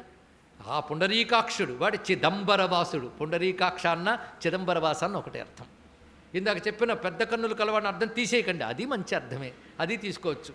పుండరీకముల వంటి కన్నులు కలవాడు అంటే అర్థం ఏంటంటే వికసించిన కన్నులు అంటే సూర్యచంద్ర నేత్రములతో జగత్తును రక్షించువాడు కనుక సూర్యనేత్రుడు ఆయన. సూర్యుడే పెద్ద పద్మం, ఆయన వల్ల మళ్ళీ పద్మం వికసిస్తుంది, ఇది తెలుసుకోవాల్సింది. అంటే పుష్కర అనే శబ్దం ఆకాశానికి, పద్మానికి, సూర్యభగవానుడికి కూడా చెప్పబడుతున్నది. ఇన్ని రహస్యములు వైదిక అర్థం ఎవడు చెప్పుకున్నా, ఎవరెంత వాదించిన. మన పుండరీకాక్ష చిదంబరవాస హృత్పుండరీకం అక్కడున్నవాడు. అందుకే హృదయమునందున్నాడు. విరజం విశుద్ధం అలా ప్రకాశిస్తున్నటువంటి స్వామిని పరంపుమాంసం నిహితం గుహాయా అని చెప్పబడుతున్న భగవాన్ క్షేత్రం. ఇక్కడ ఆ శివుని అంశతో పుండరీకపురంలోనే త్రైసాహస్రమఖీంద్ర వంశ జలధౌ 3000 మఖి అంటే యజ్ఞము చేసిన దీక్షితులను మఖి అంటారు ఇక్కడ. కానీ యజ్ఞ దీక్షితులైనటువంటి 3000 మంది, అది 3000 మంది కలిసి బ్రహ్మదేవుడు సమస్త విశ్వక్షేమం కోసం యజ్ఞం చేయదలుచుకున్నప్పుడు ఈ 3000 మంది యాగదీక్షితులుగా వెళ్ళారు. వాళ్ళని పిలిచాడండి, నేను యజ్ఞం చేసుకుంటాను రమ్మనమని ప్రయాగ క్షేత్రాన్ని పిలిచాడు. మేము రామన్నారు వాళ్ళు. ఎందుకు తెలుసా, నటరాజుని వదిలి వెళ్ళాము అని అంటే, అప్పుడు నటరాజు దగ్గరికి వచ్చి నువ్వు రికమెండ్ చేయవయ్యా అని అడిగారు వాళ్ళు ఇక్కడ. కనుక దేవతలందరూ వచ్చి లోకక్షేమం కోసం బ్రహ్మ యాగం చేస్తున్నాడు కనుక 3000 మందిని పంపించవయ్యా అంటే శివుడు చెప్పాడు. శివుడు చెప్తే మొహమాటపడి వెళ్తున్నారు. వెళుతున్నప్పుడు లెక్కెట్టుకుంటే 3001 మంది ఉన్నారు. 3001 మంది వెళుతున్నాం అనుకుని అందరూ వెళ్ళిపోయారు. యజ్ఞం చక్కగా పూర్తయింది. తిరిగి వచ్చాక మళ్ళీ లెక్క పెట్టుకున్నారు, ఒకడు తగ్గిపోయాడు. 3000 మంది ఉన్నారు. మనకు ఒకటి తగ్గిపోయాడు కదా అంటే నటరాజు చెప్పాడు, నేనా ఒక్కడిని అన్నాడు ఇక్కడ. అంటే వీళ్ళతో పాటు ఆ రూపంతో వెళ్ళిపోయాడు, వదలలేక భక్తులను వదలలేక. స్వామి చూడండి ఇక్కడ. అంతేకాదు వాళ్ళ కోసమని చెప్పి ఆ యజ్ఞం చేస్తుంటే అందులోంచి ఉద్భవించాడండి. ఆయన రత్న సభాపతి అని చెప్పబడుతూ అగ్నిహోత్రుల నుంచి వచ్చిన మూర్తి, మరకత మూర్తి. అది ఇప్పటికీ అది నటరాజ స్వామి పాదాల దగ్గర ఉంటుంది. మనం అంత డీటెయిల్గా చూడలేం, కానీ చిత్సభలో ఉంది. ప్రతిరోజు ఆయనకు అభిషేకం చేసినప్పుడు కనక సభలోకి తెచ్చి అందరూ చూడొచ్చు. దానికి అన్నాభిషేకం కూడా చేస్తారు ఆ సమయంలో. ఆ స్వామి ఆయన రత్న సభాపతి అని అంటారు. అది యజ్ఞహోత్రంలోంచి వచ్చింది, అక్కడ అగ్నిహోత్రంలోంచి వచ్చిన మూర్తి. అంటే నేను చెప్పదలుచుకున్నది ఆ 3000 మంది పరంపరకు చెందినటువంటి వారిలో శంభుదీక్షితులు గౌరీ, అందుకు శంభోశ్చ గౌర్యాం పురా జాత, వాళ్ళకు కలిగినటువంటి వాడు మహాన్ ఉమాపతి, గొప్పవాడిన ఉమాపతి సమాక్షాతో బభౌ దేశిక. ఉమాపతి అనే పేరున్నటువంటి గురువుగారు ఆయన లీలలు చిన్నప్పుడు ఆయన చూపించిన మహిమలే చాలా చాలా ఉన్నాయి. అంటే బాల్యే తావదుమాపస్య సఖభి చిక్రీడ దేవైర్ముహు. ఆయన బాల్యంలో దేవతలతో కలిసి ఆడుకునేవాటి క్షేత్రంలో. ఎందుకంటే దేవతలందరూ వచ్చేవారు. దేవతలతో ఆడుకుని మనకు ఎక్కడ దొరుకుతుందండి? ఎంత వేగం అయిపోతే మళ్ళీ వెళ్ళిపోతామని రిజర్వేషన్ చేసుకుని వచ్చిన వాళ్ళమే. కానీ ఇక్కడికి ఆడుకోవడానికి వచ్చామా? అవునా లేదా? ఇక్కడున్న అయిపోగానే అక్కడ వాళ్ళు ఎలా ఉన్నారు ఫోన్ చేయకుండా ఉండగలమా మనం? మామూలు విషయం అండి ఇక్కడ. అలాగ దేవతలతో ఆడుకున్న మహానుభావుడు. సాశ్చర్యం శివ ఏష ఏవ భవతి త్యాలోకిత శంభుజ. అందరూ ఏమనుకున్నారంట ఆ సమయంలో, ఇతడు శివుడే అనుకున్నట్ట. అటువంటి అవతారం ఈయన. పైగా చిత్రం ఏంటంటే ఈయన గోత్రం అన్నీ రాశారండి. మనం మళ్ళీ ఏదో హిస్టరీ కన్ఫ్యూజన్ అవ్వకుండా. శ్రీ బోధాయన సూత్రచోదిత పథాత్ పిత్రోపనీత క్రమాత్ అన్యాన్ రుక్ప్రముఖాన్ అవాప్తుమాహ్వన్ మౌంజీచ వత్సాన్వయ. వత్సాన్వయ అంటే శ్రీవత్సస గోత్రంలో ఉద్భవించాడు ఆ మహానుభావుడు. అంతేకాకుండా రుక్సాకీయుడు, ఋగ్వేద శాఖ బోధాయన సూత్రాన్ని అనుసరిస్తూ ఉన్నటువంటి వాడు. ఆయనకి సకాలంలోనే బాల్యంలోనే ఉపనయనమైంది.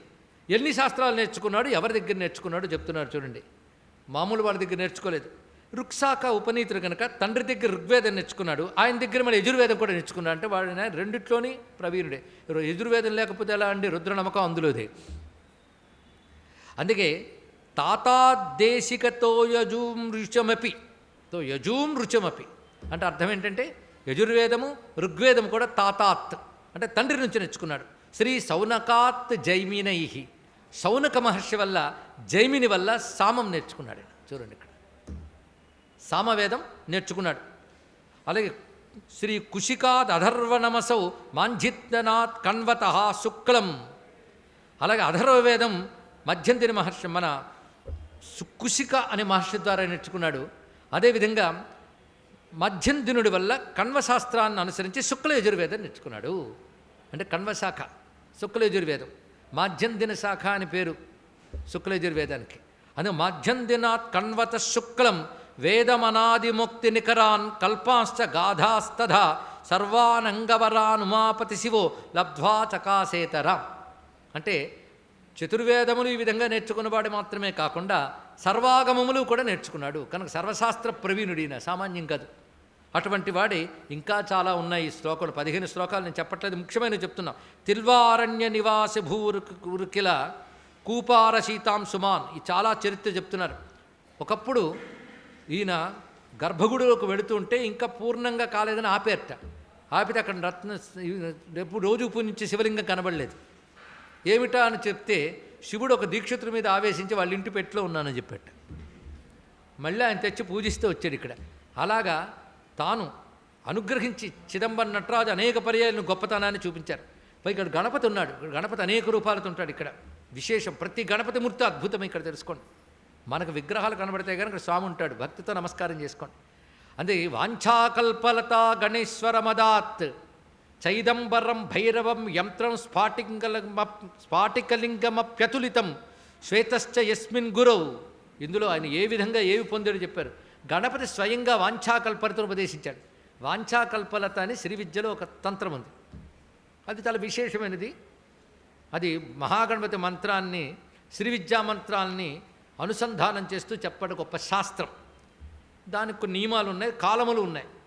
అది ఒక పెద్ద శాస్త్రం. అది సాక్షాత్ గణపతి ఆయనకి ఇచ్చాడు. ఇక్కడ ఈ క్షేత్రంలో గణపతి ఇచ్చాడు. అలాగే భైరవుడు చిదంబర యంత్రము ఇత్యాది రహస్యాలను ఆయనకు బోధించాడు. సాక్షాత్ భైరవుడే. ఇక్కడ భైరవస్వామి ఉన్నాండి, ఏంటో ఆ భైరవుడు అంటే తర్వాత చూద్దాం. ఆయన గురించి మొత్తం చెప్పారు. అంతేకాదు మరొక అద్భుతం జరిగింది ఆయనకి. హస్తే యజ్ఞహవీంషి దాసుమసహం యం ప్రత్యుదేత్యాదరాత్ పంచాశత్ సమజీవనం వరమదాత్ శక్ర శివస్సాజ్ఞయ యస్వాంతే వసదుత్తమ ప్రతివచో భంగ్యారరక్షా హిరాట్ భీతే శ్రీమదుమాపతి గురువరో బిభ్రాజతే స్మానిశం. ఇక్కడ అద్భుతమైన మాట ఏమిటంటే ఆయన 26 ఏళ్ళకి యజ్ఞం చేశాడు. అంటే అప్పటికి ఎన్నో యజ్ఞాలు చేశాడండి. విప్ర జన్మంటేనే వేదం నేర్చుకోవడం, యజ్ఞం చేయడం, నిత్యాగ్నిహోత్రం. ఇవి ఇప్పుడు అగ్నిహోత్రాలు పోయే కానీ అగ్నిహోత్రం పెట్టుకుంటే ఎన్ని యజ్ఞాలు లేవు. సంవత్సరంలోనూ బోల్డ్ యజ్ఞాలు ఉంటాయి. ఇవి కాక దీక్షా యజ్ఞములు చాలా ఉంటాయి. అలా ఒకసారి 26వ ఏట ఆయన యజ్ఞం చేస్తూ హవిస్సును ఇంద్రాయ స్వాహ అని వేస్తుంటే ఇంద్రుడు ప్రత్యక్షమే ఇవ్వన్నాడు. చిన్న విషయం అండి. సాధారణ మనం ఏం చేస్తాం, వెంటనే ఇంద్రుడి చేతులు పెట్టేస్తాం. ఈయన పెట్టలేదు. ఎందుకంటే శాస్త్ర విధిని అనుసరించి అగ్నిహోత్రంలో వేసిందే దేవతకు చెల్లుతుంది కానీ చేతికిచ్చే చెల్లదు. అగ్నిముఖావై దేవాహ, ముఖావై దేవాహ అన్నారు కనుక శాస్త్రం చెప్పింది కనుక అగ్నిముఖంలోనే వేస్తాను, ఇంద్రుడి చేతికి ఇవ్వలేదండి. మన శంతను చక్రవర్తి గురించి కూడా భీష్ముడు ఇలాగే చెప్తాడు. ఆయన పిండం ఇవ్వబోతూ ఉంటే వాడు తాతగారు చేయి చేస్తే చేతిలో పెట్టలేదుట, దర్భ మీదే పెట్టాడు. అప్పుడు శభాష్, నీకు వరం ఇస్తున్నాను, నా చేతిలో పెట్టుంటే శపించేవాడిని అన్నాడు. అందుకే ఎమోషన్స్ వేరండి, శాస్త్రం వేరు. శాస్త్రమే పాటించాలి. ఎమోషనల్గా అనిపించిందని శాస్త్రాన్ని అతిక్రమిస్తే మహాప్రమాదం అని చెప్పారు. ఇక్కడ తెలుసుకోండి. ఇక్కడ అందుకే ఎదురుగా ఇంద్రుడు కనబడ్డా ఇంద్రాయ స్వాహ ఇంద్రాయ దన్నమమ అంటూ ఉంటే ఇంద్రుడే కనబడ్డాడు. కనబడగానే ఆయన చేతిలో పెట్టుకుంటే అగ్నిహోత్రంలో వేశాడు. అప్పుడు ఇంద్రుడు సంతోషించి శభాష్ నాయన, శాస్త్ర విధిని అతిక్రమించలేదు కనుక నీకు వరమిస్తున్నాను నేను. నీ వయస్సు 26 ఏళ్ళు, నీ ఆయుష్ 26 ఏళ్ళే తెలుసా, నీకు తెలియదు పాపం. అతను శంకర భగవత్పాలు వారికి ఎలాగైతే ముందు 8 ఏళ్ళు, తర్వాత అత్రి అగస్త్యులు వాళ్ళు వచ్చి మరో 8 ఏళ్ళు ఇచ్చారు. తర్వాత వ్యాసులు వారు 16 ఏళ్ళు ఇచ్చారు. మనకు తెలుసు. ఇక్కడ అది 26 ఏళ్లే వయస్సు ఈయనకి. అప్పుడు ఇంద్రుడు చెప్పాడు, నన్ను శివుడు పంపాడు, నేను శివాజ్ఞతో నీకు మరొక 50 ఏళ్ళు ఇస్తున్నాను అన్నాడు. ఇక్కడ అక్కడి నుంచి 50 ఏళ్ళు జీవించాడు ఆయన మన కోసం. లేకపోతే ఇంత వాంగ్మయం ఇచ్చి ధర్మాన్ని ఉద్ధరించేవాడు ఎవడండి? ఇక్కడ ఒక మహాపురుషుడు ఉద్భవించారంటే ధర్మాన్ని ఎలా రక్షిస్తాడని ఇక్కడ తెలియాలి. ఇక్కడ ఆ విధంగా ఉద్భవించి 50 ఏళ్ళు పొందాడు. అదే ఇక్కడ చెప్పారు, పంచాశత్ సమజీవనం వరమదాత్ శక్ర శివస్యాజ్ఞయా, శివస్య ఆజ్ఞయ, శివుని ఆజ్ఞతో శక్ర ఇంద్రుడు ఆయనకి 50 ఏళ్ళు జీవితాన్ని ఇచ్చాడు. అక్కడి నుంచి ఆయన స్వామిని సేవించుకుంటూ ఎందరిని తరింపజేశాడు. కనుక ఇది ఉమాపతి మహాపండితుల యొక్క చరిత్ర మనం చెప్పుకుంటూ వెడుతున్నాం. ఉమాపతి గురించి చెప్తూ ఒక మాట అన్నారు, ఉమాపతిం నమస్కుర్వే యోర్ధ్వస్రోతో విహారిణం ఊర్జితాత్మ వినాభూత నిష్టమత్యూర్ధ్వరేతసం. ఆయన యొక్క గొప్పతనం ఏంటంటే ఊర్ధ్వస్రోతో విహారిణం. ఊర్ధ్వస్రోతస్సు అంటే ఏం తెలుసా? అనేక స్రోతస్సులు ఉన్నాయండి. స్రోతస్సులు అంటే ప్రవాహాలు. మనం ఒక ప్రవాహానికి చెందినవాళ్ళు. మరి కింద ఉన్నది అర్వాక్ స్రోతస్. అర్వాక్ స్రోతస్ అంటే పశువులు పక్షులు ఉండేటువంటి ప్లేన్స్. స్రోతస్ అనే మాటకి ప్లేన్స్ అనేది అర్థం తీసుకుందాం. మనమున్న ప్లేన్ పేరేంటి? Human plane. ఇది ఒక్కటి చెప్పుకుంటే చాలు. భూమి ఎందున్నాం అంటే భూమి ఎందున్నావు కానీ నీకు ఎలా కనబడుతుందో అదే భూమి అనుకుంటున్నావో లేదా? మన ప్లేన్ వేరు, జంతువుల ప్లేన్స్ వేరు. మనం చూసినట్టు జంతువులు చూడవు, తెలుసా మీకు? జంతువులు కొన్ని రంగులు కనబడవుట. వాళ్ళ కళ్ళు పెట్టుకుని నేను చూడలేదు, కానీ సైన్స్ చెప్తుంది ఇక్కడ. కొన్ని జంతువులకి రంగులే కనబడవు, కలర్ బ్లైండ్నెస్. ఆ మాటకు వస్తే సైన్స్ ఈ మధ్య చెప్పిన రంగులే లేవని. నీ కళ్ళు చేసిన మాయ రంగు అన్నది ఇక్కడ ఒకటే మాట. అందుకన్నారు సూర్యభగవానుడికి రంగే లేదని చెప్పారు సైన్స్, తెలుసా? అని మన ప్లేన్లో కలర్స్ ఉన్నాయి, కానీ మన ప్లేన్లో మనం ఏది సత్యం అనుకుంటున్నాం అది మాట్లాడుతున్నాం. కానీ మన ప్లేన్లో కనబడే ఇంద్రియాలు, మన ప్లేన్లో కనబడుతున్నవి, ఇవన్నీ మన ప్లేన్లో సత్యములు. అంటే హ్యూమన్ ప్లేన్ మనది. ఈ స్రోతస్సు మానవ స్రోతస్సు, కింద పశు స్రోతస్సు, తర్వాత దేవతా స్రోతస్సు. ఈ దేవతా స్రోతస్సులో బోల్డ్ లేయర్స్. మన పైన ఒక దేవత ఉంటారు, ఆ పైన దేవతలు ఉంటారు. వీళ్ళందరూ ఒకరికంటే ఒకరు లెవెల్స్ పెరుగుతూ ఉంటాయి. మీరు లెవెల్స్ అనండి, ప్లేన్స్ అనండి, ఇందాక చెప్పిన లేయర్స్ అనండి, ఎన్ననుకున్న లెవెల్. ఈ లెవెల్ అయితే తెలుసా? ఊర్ధ్వస్రోతస్ అన్నాడు ఇక్కడ. అక్కడ ఉంటాడు ఈయన. ఊర్ధ్వస్రోతస్ అంటే అర్థం ఏంటి తెలుసా? దేవతలను కూడా దాటిపోయిన చోటు. ఎందుకంటే పరమేశ్వరుడు దేవతలకు కూడా దొరకడు, దేవదుర్లభుడు ఆయన, తెలుసుకోండి. దేవతలకు కూడా కనబడ్డాయన. ఆ నాట్యం చూడడం దేవతలకు కూడా సాధ్యం కాదు. ఒకవేళ ఎవరికైనా యోగ్యమైనా వాళ్ళు ఏదో థర్డ్ లేని, ఫోర్త్ లేని, ఫస్ట్ లేని లేదు వాళ్ళకి. ఆయన నాట్యం చూడడం వాళ్ళకి మాత్రం, అయోగ్యులైన వాళ్ళకి ఇంకా లైన్స్ ఉంటాయి చాలా ఇక్కడ. ఈయన ఏ శ్రోతకు చెందినవాడు? ఊర్ధ్వస్రోతస్ అంటే దేవతలకు కూడా అతీతమై పరమాత్మతో తాదాత్మ్యం చెందిన భూమికి చెందినవాడని ఇప్పుడు నేను చెప్పినటువంటి మహానుభావుడు ఆయన రాస్తున్నటువంటి, ఈయన జగద్గురు అయినటువంటి మహానుభావుడు శ్రీ చిదంబర బ్రహ్మ యతీంద్రుల వారు రచించిన శ్లోకంలో మనం ఇప్పుడు చెప్పుకున్నాం. దీని ఆధారంగా మనకు ఉమాపతి చరిత్ర అంతా లభ్యమవుతుంది. ఇంకో ఉమాపతి చరిత్ర గొప్పతనం తెలుసుకోవాలి అంటే, ఈ మహానుభావుడు ఇలా పిల్లలతో చక్కగా ఉంటూ, ఆ పిల్లలు గొప్పవారైన తర్వాత వాళ్ళకి బాధ్యతలను అప్పగించి, పైగా ఇక్కడ మరైజ్ఞాన సంబంధర్ అనే వారి దగ్గర నుంచి సకల సాగమాలు నేర్చుకున్నాడు. ఈ మరైజ్ఞాన సంబంధం కూడా ఉమాపతి శివాచార్యతో పాటు అక్కడ కనబడతారు. మీకు మొట్టమొదటి ఆయనే ఉంటాడు. జ్ఞాన సంబంధం వేరు, మరైజ్ఞాన సంబంధం వేరు. ఈ మరైజ్ఞాన సంబంధం అక్కడ ఉంటారు. ఆయన నుంచి సకలాగమాలు పొందాడు ఈయన. శైవ సిద్ధాంతములన్నీ అధ్యయనం చేశాడు. పైగా సంస్కృత భాషలో రచించాడు, తమిళ భాషలో కూడా మహానుభావుడు రచన చేశాడు ఇక్కడ. అయితే ఈయన తన తల్లి మరణించిన తర్వాత మాత్రం అప్పటికే తన పిల్లలు అందరూ వృద్ధి చెందారు. వాళ్ళని గృహస్థాశ్రమంలో ప్రవేశపెట్టి ఆయన సన్యాసాశ్రమం స్వీకరించాడు. ఇంకా చెప్పాలంటే ముందు వానప్రస్థాశ్రమం స్వీకరించాడు. ఈ వానప్రస్థాశ్రమం తర్వాత కూడా సన్యాసం. కానీ మహానుభావులకి జన్మత లేదా సాధనత సన్యాస స్థితే ఆయన మహానుభావుడికి. మొత్తానికి ఇక్కడ దగ్గర వెళ్ళేకులం అనే చోట ఆయన తన భార్యతో పాటు వానప్రస్థాశ్రమం స్వీకరిస్తూ, అక్కడే వానప్రస్థాశ్రమంలో భార్య ఉండవచ్చు, సన్యాసంలో ఉండదు. ఆ మధ్య ఎవరో చెప్పారు, అక్కడ ఇద్దరు ఉంటారండి భార్యాభర్తలు, ఇద్దరు సన్యాసం పుచ్చుకున్నాను. చెప్పినవాడికి సిగ్గుండాలి, వినేవాడికి బుద్ధి ఉండాలండి. ఇక్కడ భార్యాభర్తలు ఇద్దరు సన్యాసం పుచ్చుకుని ఉన్నట్టు ఆశ్రమంలో. ఎవరు బుద్ధి ఉందండి ఎవడని అంటాడు. సన్యాసం అంటే ఆయన విడిచిపెడితేనే సన్యాసం. భార్యను తీసుకెళ్తే సన్యాసం అంటారు, భార్యను తీసుకెళ్తే వానప్రస్థం అంటారు ఇక్కడ. అప్పుడు కాషాయ గుడ్డలు కట్టకూడదు, ఇది తెలుసుకోండి. ఒక ఆయన రిటైర్ అయిన తర్వాత వైరాగ్యం వచ్చి కాషాయం కట్టేట. కాషాయం ఎవరు పెడితే వాళ్ళు కట్టకూడదు, దానికి దీక్ష ఉంటుంది, సన్యాస దీక్ష తీసుకోండి. వైరాగ్యం వస్తే వైరాగ్యం పెట్టుకో, బట్టలు కట్టుకోవడంలో చూపించక్కర్లేదు ఇక్కడ. వైరాగ్యం మనస్సంబంధి, వస్త్ర సంబంధి కాదు, ఇది తెలుసుకోవాలి ఇక్కడ. ఇది కూడా మనకు తెలుసుకోవాలండి.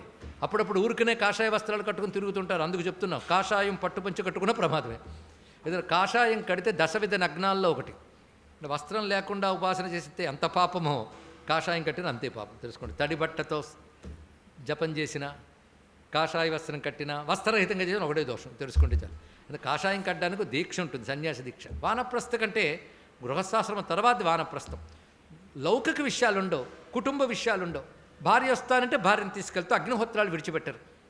అప్పుడైతే అగ్నిహోత్రాలు ఉన్నాయి కదా, నిత్యాగ్నిహోత్రం భార్య సహకారంతో చేసుకుంటూ, భార్య లేకపోతే అగ్నిహోత్రమే లేదు అప్పుడు. ఆమె సహకారంతో అగ్నిహోత్రం కార్యం చేసుకుంటూ నిత్య నైమిత్తిక కర్మలు విడిచిపెట్టకుండా చేస్తూ, నిత్య నైమిత్తికాలు విడిచిపెట్టారు. అది మన రిటైర్ అయిపోయిన కరెక్ట్ విడిచిపెట్టే వాళ్ళు ఉన్నారు, రిటైర్ అయ్యాక మొదలెట్టే వాళ్ళు కూడా ఉన్నారు. దానికి ముందు రండి. ఇక్కడ వానప్రస్థాశ్రమంలో చేసే పని ఏమిటంటే నిత్య నైమిత్తికాలు విడిచిపెట్టారు, కామ్యకర్మలు విడిచిపెడతారు. నిత్య నైమిత్తిక కామ్యులు 3 కర్మలు కదా. ఈ నిత్య నైమిత్తికాలు ఎప్పుడు విడిచిపెట్టకూడదు. ఉపనిషత్తులు చదివి నిత్య నైమిత్తికాలు విడిచిపెడితే భ్రష్ట అంటారు. నీకు అంత గొప్పవాడిపోతే సన్యసించిపో. గృహస్థాశ్రమం నుండి వేళకు కాఫీ తాగుతూ కూర్చుంటే మాత్రం నిత్య నైమిత్తిక కర్మలు మానరాదు. ఇవన్నీ ఎందుకైనా పనికొస్తాయని ముందే చెప్తున్నాం ఇక్కడ. వైరాగ్య భ్రాంతి, వేదాంత భ్రాంతి అని కలియుగంలో 2 ఉంటాయి. ఈ 2 భ్రాంతులు పట్టుకుని వేలాడుతూ ఉంటారు.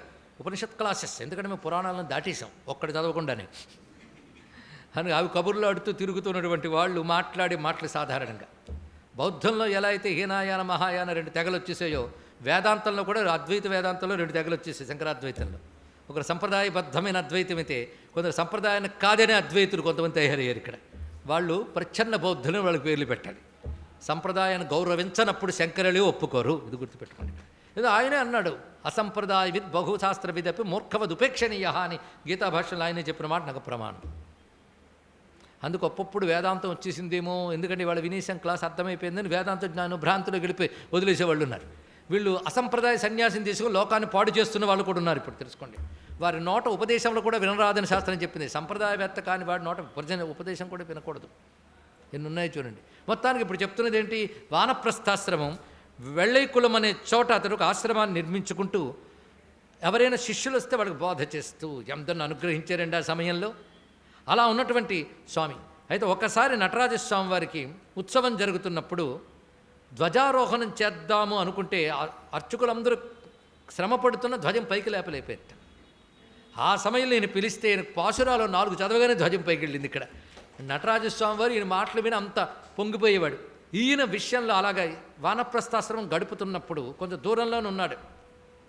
ఆ సమయంలో ఒక వింత జరిగిందండి. పెత్తన్ సాంబా అనేటువంటి ఒక కడజాతివాడు కట్టెలు తెచ్చి స్వామికి ఇచ్చేవారు. ఎందుకంటే చిదంబర సేవలో ఎందరందరూ ఉండేవారు. మృదంగం స్వామికి మోగిస్తారు, డమరుకం లేదా మృదంగము, డప్పు, వాటికి చర్మం ఇవ్వడానికి ఒక జాతి వాళ్ళు ఉన్నారు. ఆ జాతికి చెందినవాడిని అందున్నారు. కొండలు చేసే జాతికి చెందినవాడు కూడా ఉన్నాడు. ఆ కొండలు చేసే జాతివాడు కూడా ముక్తి పొందిపోయాడు. అంటే వీళ్ళందరూ కూడా స్వామి కైంకర్యమే. అంటే హిందూ మతం అన్ని వర్ణాల వారిని సేవకు వినియోగించుకుంటుంది. ఎవరిని దేనికి పెట్టాలో దానికి. దీక్ష పొంది 24 గంటలు ఆహార నియమాలు పాటించే వాళ్ళు ఒకరు. అందులో కూడా మంత్రము తంత్రము ఉన్నప్పటికీ విచిదంబర దీక్ష లేని వాళ్ళకి చిట్రాంబళం ప్రవేశమే లేదు. అంటే చిత్సభలకు ప్రవేశమే లేదు. చూడండి ఎన్ని నియమాలు ఎందుకు పెట్టారో తెలియకుండా అందరూ ఒకటైన వాదించితే లాభం లేదు. ఇక్కడ వాళ్ళ యొక్క జీవన వ్యవహారాలు బట్టి కానీ అందరూ భగవద్ భక్తులే. అందుకే ఊరేగింపుకి ఎందుకు వస్తాడయ్యా అంటే అలాంటి వాళ్ళని అనుగ్రహించడానికే రథయాత్రలు. ఇవేవీ తెలియకుండా విప్లవవాదాలు సమాజంలో చూపించకండి, కానీ సంప్రదాయంలో చూపించకండి. తెలుసుకోండి. దేవతలకు నీ సిద్ధాంతాలు వర్తించవు. దేవతా సిద్ధాంతాలు వేరు. నీకు విని ఓపికంటే నీకే అర్థమవుతుంది. ఇది నీ శరీరమా, ఈ జన్మలో ఒకటి మరో జన్మలో ఒకటి, వీటి మీద మోహంతో ఉండి వీటి నియమాలే ఉంటాయి తప్ప మోహాలు ఉండవు. ఇవన్నీ ఆలోచించవలసిందే. నందనారి స్వామి భక్తుడే. అలాగా కుమ్మరి నాయనారు కూడా ఇక్కడే సిద్ధి పొందాడు. ఇలా ఎందరందరూ ఉన్నారు. అలాగా స్వామి కట్టెలు ఇచ్చేవాళ్ళు ఉంటారు. అడవిలోకి వెళ్ళి కట్టెలు తెచ్చేవాళ్ళు. అలాంటి కట్టెలు తెచ్చే సేవకుడి పేరు పెత్తన్ సాంబా. ఈయనకి ఉమాపతి శివాచార్య అంటే ఎంత ఇష్టం అంటే ఏ రాత్రి వేళల్లోనూ ఆయన కనబడిన సమయంలో వెళ్ళి ఆయన బయట కుటీరం బయట కట్టెలు వేసి వెళ్ళిపోయాడు. ఎవరు తెచ్చారని తెలిసేది కాదు. మొత్తానికి ఆయన వినియోగింపబడాలి అని తాపత్రయంతో ఇలాగ నిత్యం శివ కైంకర్యం చేస్తూ శివుణ్ణి దర్శనం చేసుకుని వెళ్ళేవాడు ఆయన పెత్తన్ సాంబా. అప్పుడు ఒకరోజు ఒక దీక్షితుడు కనబడి ఒక కాగితం ఇచ్చాడు. ఈ కాగితం తీసుకెళ్ళి అక్కడ వెళ్ళెక్కుల దగ్గర ఆయన ఉన్నాడు ఉమాపతి శివాచార్య, ఆయనకి ఇవ్వు, ఇందులో చెప్పన్నాడు. ఇక్కడ వెంటనే వాళ్ళు దీక్షితులు ఎవడో కనబడ్డాడండి, ఇది మీకు ఇచ్చాడు అని చేతికి ఇచ్చాడు. ఆయన చూసి ఇన్ని చూసి ఆశ్చర్యపోయాడు. ఇప్పుడు తెచ్చిన ఆయన పేరు పెత్తన్ సాంబా. ఇతడు ఎటువంటి వాడు అని కూడా నువ్వు ఆలోచించకుండా ఇతడికి నా దీక్ష ఇవ్వు, పంచాక్షర దీక్షనివ్వు అని చెప్పాడు. శివుడు చూస్తాడు. ఎవడు ఏదైనా వాడు భక్తితో వాడు కురుచుకుంటే ఎవడెవరు కూడా శివుడు చూడ్డు. అని శివుడే అసలు గురువు, శివాయ గురువే నమః. ఆయన ఎవరిని ప్రేరేపిస్తే వాడి గురువు. అందుకు ఈ పెత్తన్ సాంబకి అసలు మంత్రోపదేశం గురించే తెలియదు. మంత్రం ఉపదేశించరాని అడగనూ లేదు. కాగితం పంపించింది ఎవడు? శివుడు పంపాడు ఆ దీక్షితులు. లేకపోతే పెత్తన్ సాంబా అని పేరు ఎవరికి తెలుస్తుంది? వెంటనే నాకు అర్థమైంది. ఆయన తపస్సిద్ధుడు కనుక నేను తెలియదు ఎవడిచ్చాడో, రానాయన కూర్చో అని చెప్పి అతనికి ఏ పద్ధతిలో ఉపదేశించాలో ఆ విధంగా పంచాక్షరి దీక్షని అనుగ్రహించగానే అతని శరీరం కింద పడిపోయింది. వెంటనే కబురు వెళ్ళింది. అతని శవదాన కార్యక్రమాలు ఏవో జరిగిపోయాయి. ఎక్కడ వాళ్ళు చేయవలసిన విధానాల్లో వాళ్ళు వచ్చి చేసుకున్నారు బంధువర్గం. కానీ ఊళ్ళో వాళ్ళందరికీ ఈయనేదో మంత్రం వేశాడు, ఆయన చనిపోయాడు. ఇది ఒకటి వచ్చి ఆయన వల్ల ఫలానా వాడు పోయాడు అని అపకీర్తి వచ్చింది. ఈ అపకీర్తి అంత వ్యాపించిందని రాజు దాకా వెళ్ళిపోయింది. నువ్వేమి చేసావు కానీ ఆయన చనిపోయాడయ్యా అని. ఇక్కడ రాజుకి ఆయనపై గౌరవం ఉంది. ఏమిటయ్యా ఇది అంటే, నాకేం తెలుసు, శివుడు దీక్షమన్నాడు, ఆయన శివుడిలో ఐక్యమయ్యాడు అన్నాడు. నటరాజ స్వామి దగ్గర వెళ్ళిపోయాడు ఆయన అన్నాడు. ఇక్కడ నువ్వు వెళ్ళాడని చెప్తే మేము ఎలా నమ్ముతాం? లేకపోతే అందరు కనబడతాడే ఏమిటి? నువ్వు చూపించగలవా అన్నాడు. నేనేం ప్రయత్నిస్తాను, ఆయన చూపిస్తే చూపించగలను. నేను ఇమ్మన్నానా దీక్ష? ఆయన కదా ఇమ్మన్నాడు. ఇమ్మన్నవాడే చూపిస్తాడేమో అడుగుదామన్నారు. అయితే నువ్వు నిజంగా ముక్తి ఇవ్వగలిగితే ఇక్కడ ఒక ఎదురుగా చూశారు నేల ములగ చెట్టు, దాని ముళ్ళు ఉంటాయి. దీనికి ఇవ్వగలవా అన్నట్ట రాజు. ప్రయత్నించి చూస్తానన్నాడు. దాని మీద చెయ్యి పెట్టి పంచాక్షరి మంత్రం ఉపదేశం చేశారండి. మొత్తం చెట్టు అంతా పోయింది. వెంటనే దాని పచ్చదనంతో పోయి చెట్టు మరణించింది. అది పోయింది. అంటే దీన్ని బట్టి నువ్వు ఎవడి మీద చేయిస్తే వాడి పని అయిపోయింది, నువ్వు ఎవడి మంత్రం ఇస్తే వాడి పని అయిపోయింది, ఇదేం చేస్తావు అన్నాడు. ఇక్కడ ఆడిని అడుగుదాం పదని రాజు ఈయన అందరూ వెళ్ళారు సభకి. ఎదురుగా నిలబడగానే చిత్సభలో నటరాజు దగ్గర ఆ చెట్టు ఆ పెత్తని సాంబ ఇద్దరు కనబడ్డారండి. ఇద్దరిని ఐక్యం చేసుకున్నాడు. కనుక నేలమూలక చెట్టుకు కూడా ముక్తినిచ్చినటువంటి మహానుడు, ముళ్ళ చెట్టుకు ముక్తినిచ్చినది గురువయ్యా అని చెప్పారు ఇక్కడ. వాళ్ళ దీక్షలు అలా ఉంటాయండి. వాళ్ళ దీక్ష ఇస్తే శక్తి అలా ప్రసరిస్తుంది. సిద్ధి పొందిపోయారు వెంటనే వాళ్ళిద్దరు కూడా. అలాంటి మహానుభావుడు ఉమాపతి శివాచార్యులు వారు. అలాంటి శివాచార్యులు రచించిన గ్రంథాల్లో చిదంబర నటరాజ వైభవ సర్వస్వం అని చెప్పబడుతున్న కుంచితాంఘ్రిస్తవం అని చెప్తున్నాం. అయితే ఇందులో శ్లోకములు మామూలుగా నిఘంటువులు దగ్గర పెట్టుకుంటే అర్థమయ్యేవి కావు. దీనికి శాస్త్రములు అవసరం. ఈ శాస్త్రములు పరిశోధన చేసి వ్యాఖ్యానం చేసే మహానుభావులు పూర్వకాలంలో ఉన్నారు. అందులో ఒక ఆయన మీనాక్షీనాథన్ అనే ఆయన సంస్కృతంలో భాషను రచించారు దీనికి. అది సామాన్యులకు కూడా అర్థం కానిది. అది ఎప్పుడో ముద్రింపబడింది. కానీ దాన్ని మళ్ళీ తమిళ భాషలో 2007 ఈ ప్రాంతాల్లో రాజగణేష దీక్షితర్ అనేటువంటి ఆయన చేశాడు. అది తిరిగి ముద్రించారు, కానీ ఆయన ఎప్పుడు రచించాడు, 2007లో రచించలేదు. ఈయన ప్రాచీన కాలంలోనే రచించాడు, తర్వాత ముద్రణయింది. రచించిన ఆయన రాజగణేష దీక్షితర్. ఇది కూడా ప్రాచీనమే, తమిళ భాష్యం. దీనికి కాలం మనం నిర్దేశించలేం. కానీ ఉమావతి శివాచార్యుల అనంతరం సంస్కృత భాషను రచించిన వారు మీనాక్షినాథుడు, తమిళంలో భాషను రచించిన వారు రాజగణేష దీక్షితార్. ఆయన దీక్షితార్ కుటుంబానికి చెందిన మహాపండితుడు. ఇప్పటికీ దీక్షితుల్లో మనం మామూలుగా చూస్తూ వచ్చేస్తున్న దీక్షితుల్లో సామాన్యులు లేరు. ఒక్కొక్కడు ఆ చిదంబర ఆగమం మొత్తం తెలిసిన వాళ్ళు మహాపండితులు. కొందరు అందులో శిక్షణ పొందుతున్న వాళ్ళు కొందరు ఉన్నారు, శిక్షితులైన వారు కొందరు ఉన్నారు. ఇక్కడ అంటే ట్రైనీస్ కొందరు, ట్రైన్డ్ కొందరు ఉన్నారు ఇక్కడ. అలాంటి వాళ్ళు ఉన్నారు, తెలుసుకోండి. అలాంటి ఆ శాస్త్రంలో ప్రవీణులు. కనుక చిదంబరంలో ఎంత విశేషం ఏంటంటే అది ఇక్కడ తప్ప ఎక్కడ దొరకదు ఆగమం. మీరు మిగిలిన శివాలయాల్లో ఎక్కడే ఆగమం ఉండదు. అది ఇక్కడ పద్ధతులు మరొక చోట కనబడవు, ఇక్కడే అవి. ఇదంతా కూడా మనకి రచించినటువంటి పతంజలి ఏర్పరిచిన సూత్రాన్ని అనుసరిస్తూ వెళ్తూ ఉంటాయి. అప్పటి నుంచి ఆయన ఏర్పరిచాడు ఎలా ఆరాధించాలనే పద్ధతులు. అర్థమైంది కదా. ఇలా చిదంబర క్షేత్రానికి మాత్రమే ప్రత్యేక పూజా పద్ధతి, అలాగే విష్ణు క్షేత్రాల్లో జగన్నాథ క్షేత్రానికి మాత్రమే ప్రత్యేక పూజా పద్ధతి. అందు మిగిలిన తంత్రాల్లాగా అక్కడ మరొక తంత్రం పెట్టేస్తాం, ఆగమం పెడతామంటే జగన్నాథుడు ఒప్పుకోకుండా అక్కడ పెట్టేస్తాను పట్టుకున్న ఆయన మరో ఊరు పంపించాడు ఆయన. అది పెద్ద కథ. కనుక అక్కడ ఒక ప్రత్యేకం. అది చెప్పాలంటే దాని ఎదురుగా ముక్తి మండపం ఉంటుంది. అక్కడ ఉన్నవాళ్ళు వాళ్ళే నిర్ణయిస్తారు ఎక్కడెప్పుడేం చేయాలి. మనకు పూరి పండాలు మనమేవో అనుకుంటాం, కానీ అక్కడ ఎలాంటి మహానుభావులు ఉంటారండి. పైపైన చూసి వాటి గురించి అనుకుంటాం. ఎలాంటి పండితులు ఉంటారో వాళ్ళు. నువ్వు పెద్ద పదవిలో ఉన్నప్పటికీ నువ్వు గుళ్ళోకి రాకూడదు, రాకు, అంతే. వాళ్ళ నియమాలు అలా ఉంటాయి ఇక్కడ. అందుకే ఆలయాలు కాపాడబడుతున్నాయి. కనుక విష్ణు క్షేత్రంలో జగన్నాథం, శివక్షేత్రంలో చిదంబరం అటువంటి నియమాలతో ఉంటాయి. ఈ రెండింటికి పద్ధతులు వేరు, ఇంకెక్కడ కనబడవు. కనుక చిదంబర క్షేత్రం ప్రత్యేక ఆగమ పద్ధతులు. ఇందులో దీక్షితులు వస్తూ ఉంటారు. ఆ దీక్షితుల్లో ఈ మర్మములు తెలిసిన వాడే వ్యాఖ్యానం చేయగలిగిన కాగా రాజగణేష దీక్షితులు అనేటువంటి ఆయన తమిళంలో ఈ శ్లోకాలకు భాష్యం రచించారు. అయితే అందులో సంస్కృత శ్లోకాలు ఉన్నాయి. అవి ఆయన ఆగమాల నుంచి తీసుకున్నాడు. కోట్ చేస్తారంట కదా. ఈ శ్లోకానికి మూలం చెప్పబడ్డ అంశం చిదంబర రహస్యంలో ఇలా ఉన్నది అంటాడు ఆయన. చిదంబర రహస్యం ఒక ప్రత్యేక గ్రంథం ఉంది. చిదంబర మహాత్మ్యం వేరు, చిదంబర రహస్యం వేరు. అది ఇంకా ముద్రణలోకి రాలేదు. సంస్కృత మూలాలే తమిళంలో ఉన్నాయి ఏమో, కానీ బయటకు రాలేదు. చిదంబర రహస్యం అంతా కూడా అవి రహస్య విషయాలు అందులో ఉంటాయి. అయితే వాటిలో ఉన్న విషయాలు చిదంబర మహత్యంలో మొదలైనవి ఉన్నాయి. వాటిలో ఉన్న విషయాలు ఈ కుంచితాంగ్రిస్తవంలో ఉన్నది రహస్యం, మనం చదవకపోయినా. చిదంబర రహస్యంలో శైవాగమాలు ఉన్నాయి. పైగా శైవ సిద్ధాంతం. ఆ శైవ సిద్ధాంత రహస్యాలు కూడా ఇవన్నీ కోట్ చేశారండి ఆయన. ఎవరు? రాజగణేష దీక్షితులు. వాటిని మధ్య మధ్యలో సంస్కృతంలో కోట్ చేశారు. అయితే ఎవరో తమిళం తెలుగు తెలిసినటువంటి ఒక ట్రాన్స్లేటర్ చేత ఈ మధ్య కాలంలోనే తెలుగులో ఈ శ్లోకములు పుస్తక రూపంలో వచ్చాయి. కొందరు మహోత్సాహికులు, జ్ఞానులు పట్టుకొచ్చుకున్నారు కూడా పుస్తకాన్ని ఇక్కడికి.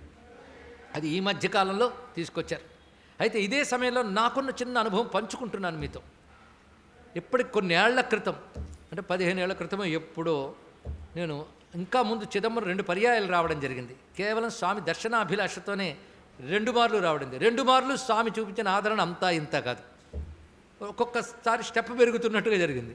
రెండో మారు వచ్చినప్పుడు ఒక పెద్దవారు డాక్టర్ గారు ఇక్కడ పరిచయం అయితే ఇక్కడికి రండి ప్రవచనం చెప్పండి అన్న మాట పట్టుకుంటే 2007లో నేను కోరుకోగానే మా మారేపల్లి వారు ఋషిపీఠం తరపున ఇక్కడ ప్రవచనం ఏర్పాటు చేశారు వెంటనే.